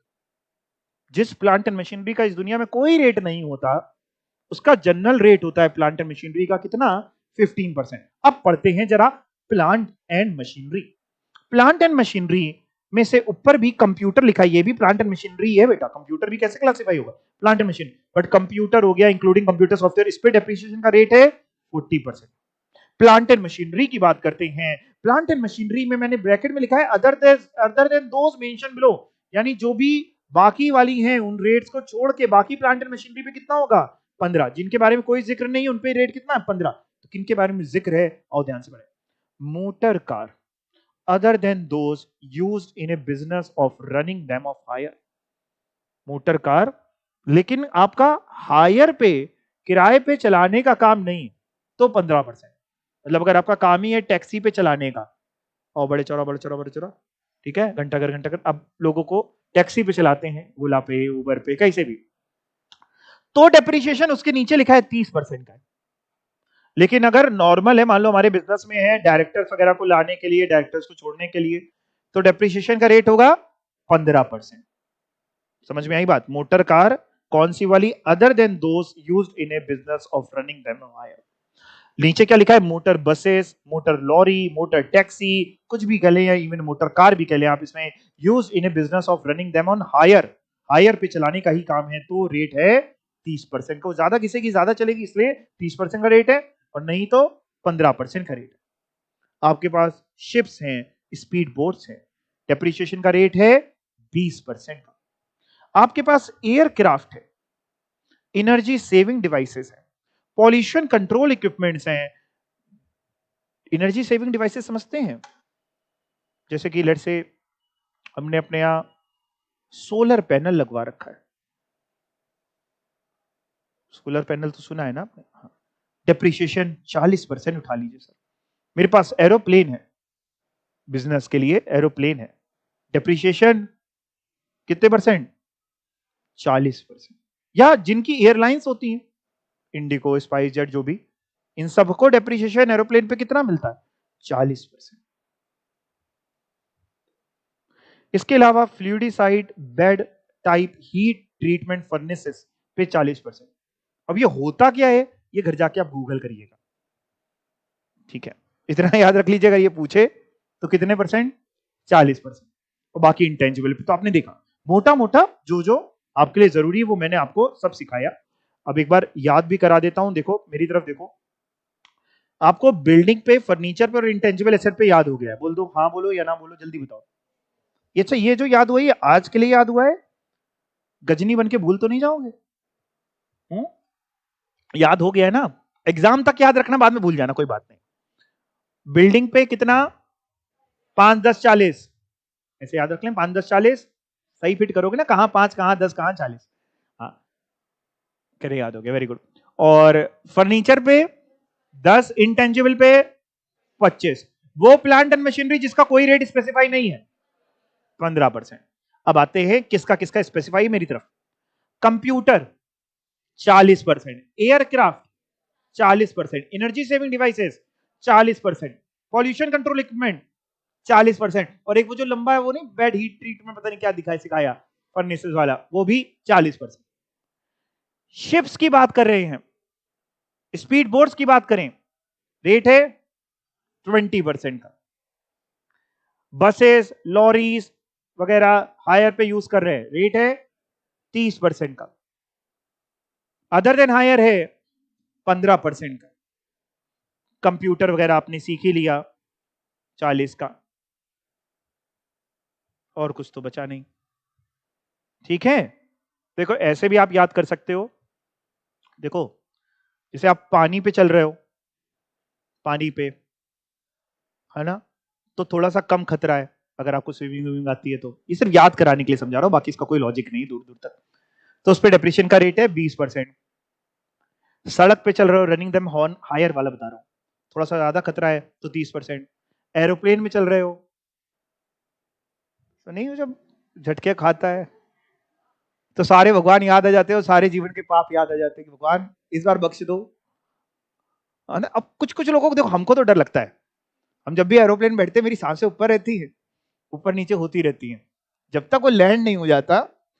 अच्छा कुछ लोग मैं देखता हूँ मस्ती सो रहे हो, वो फ्रीक्वेंट फ्लायर्स कह लीजिए उनको, अपन कभी कभी वाले हैं, है ना, जब एरोप्लेन बैठने को मिल रहा ऐसे वाले अपन, तो उसमें ज्यादा खतरा होता है, तो रेट है 40%। तो ऐसे याद आप करना चाहें तो ऐसे भी याद कर सकते हैं। कंप्यूटर वगैरह जल्दी आप देख रहे हैं कितनी तेजी में टेक्नोलॉजी चेंज हो रही है, रेट है 40% का।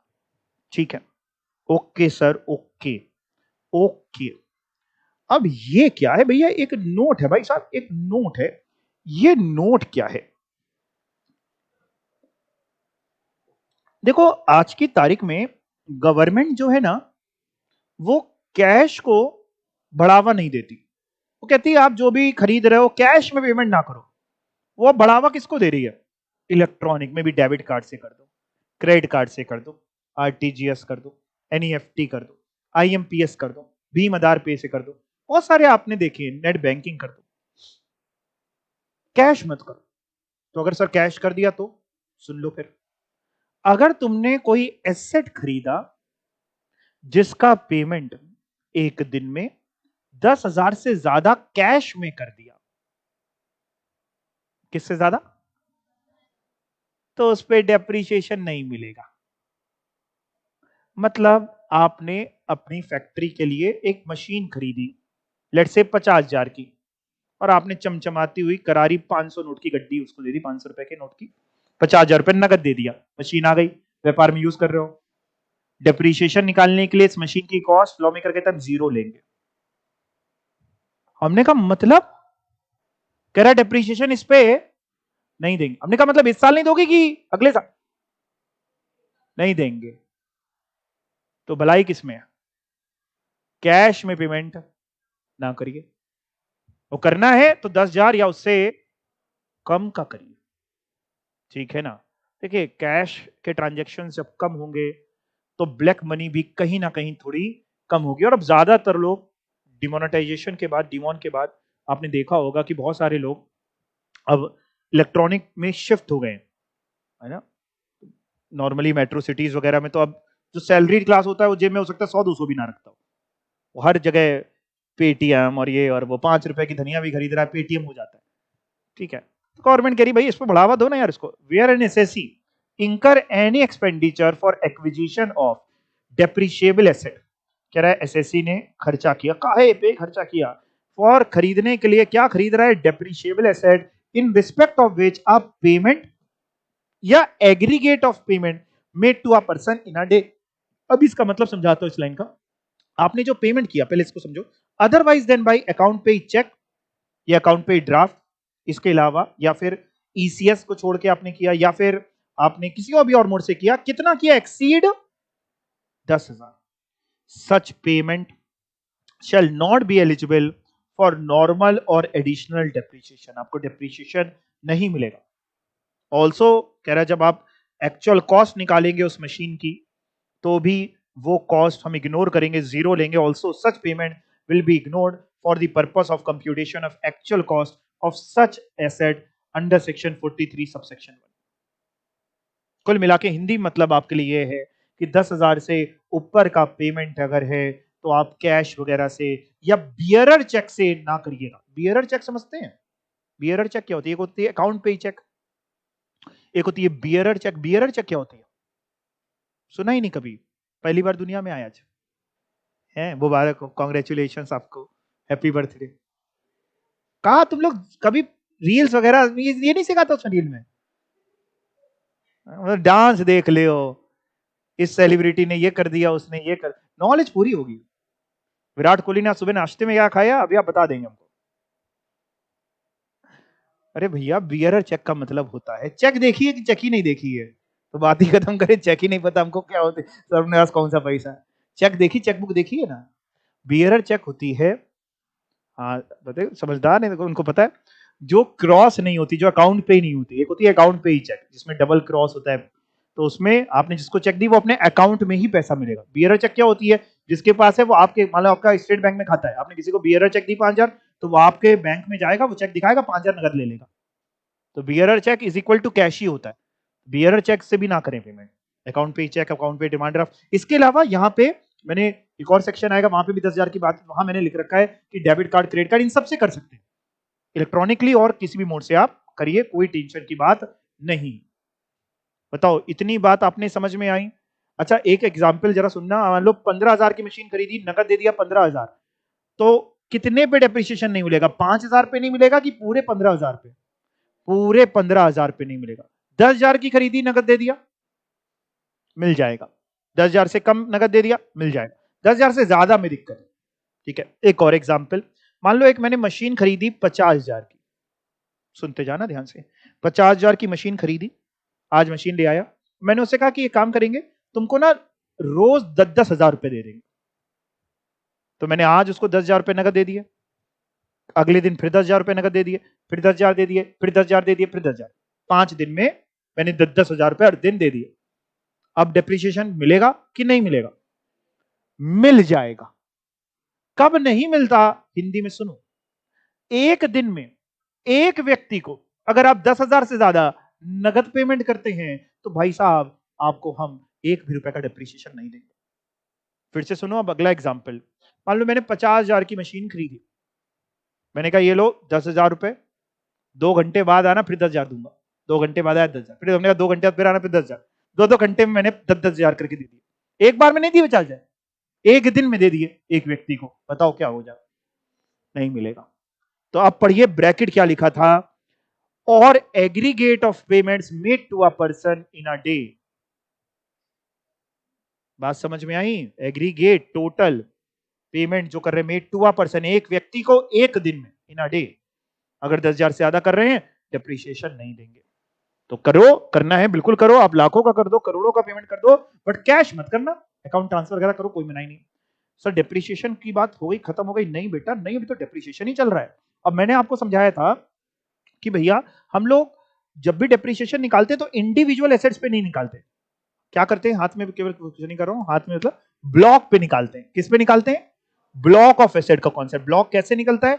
जैसे 4 कैटेगरीज थी, 4 ग्रुप्स थे आपके, कौन कौन सा?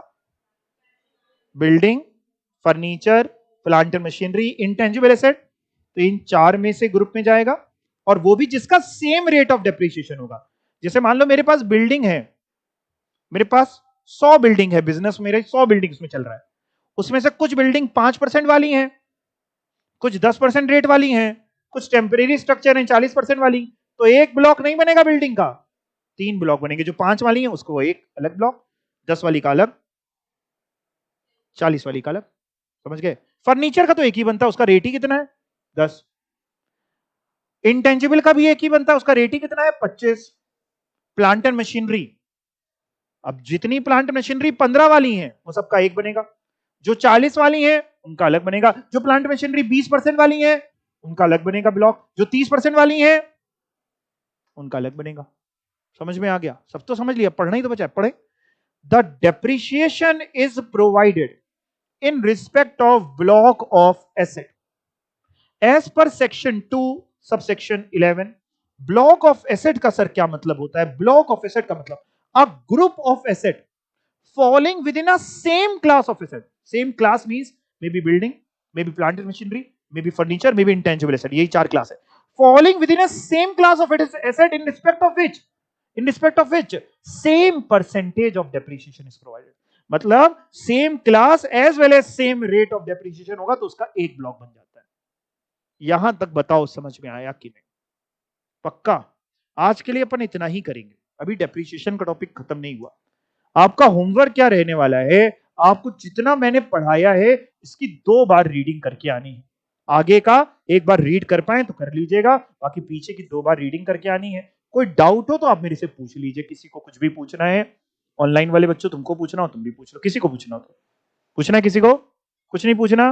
Very good, thank you. Okay, bye bye, see you, take care.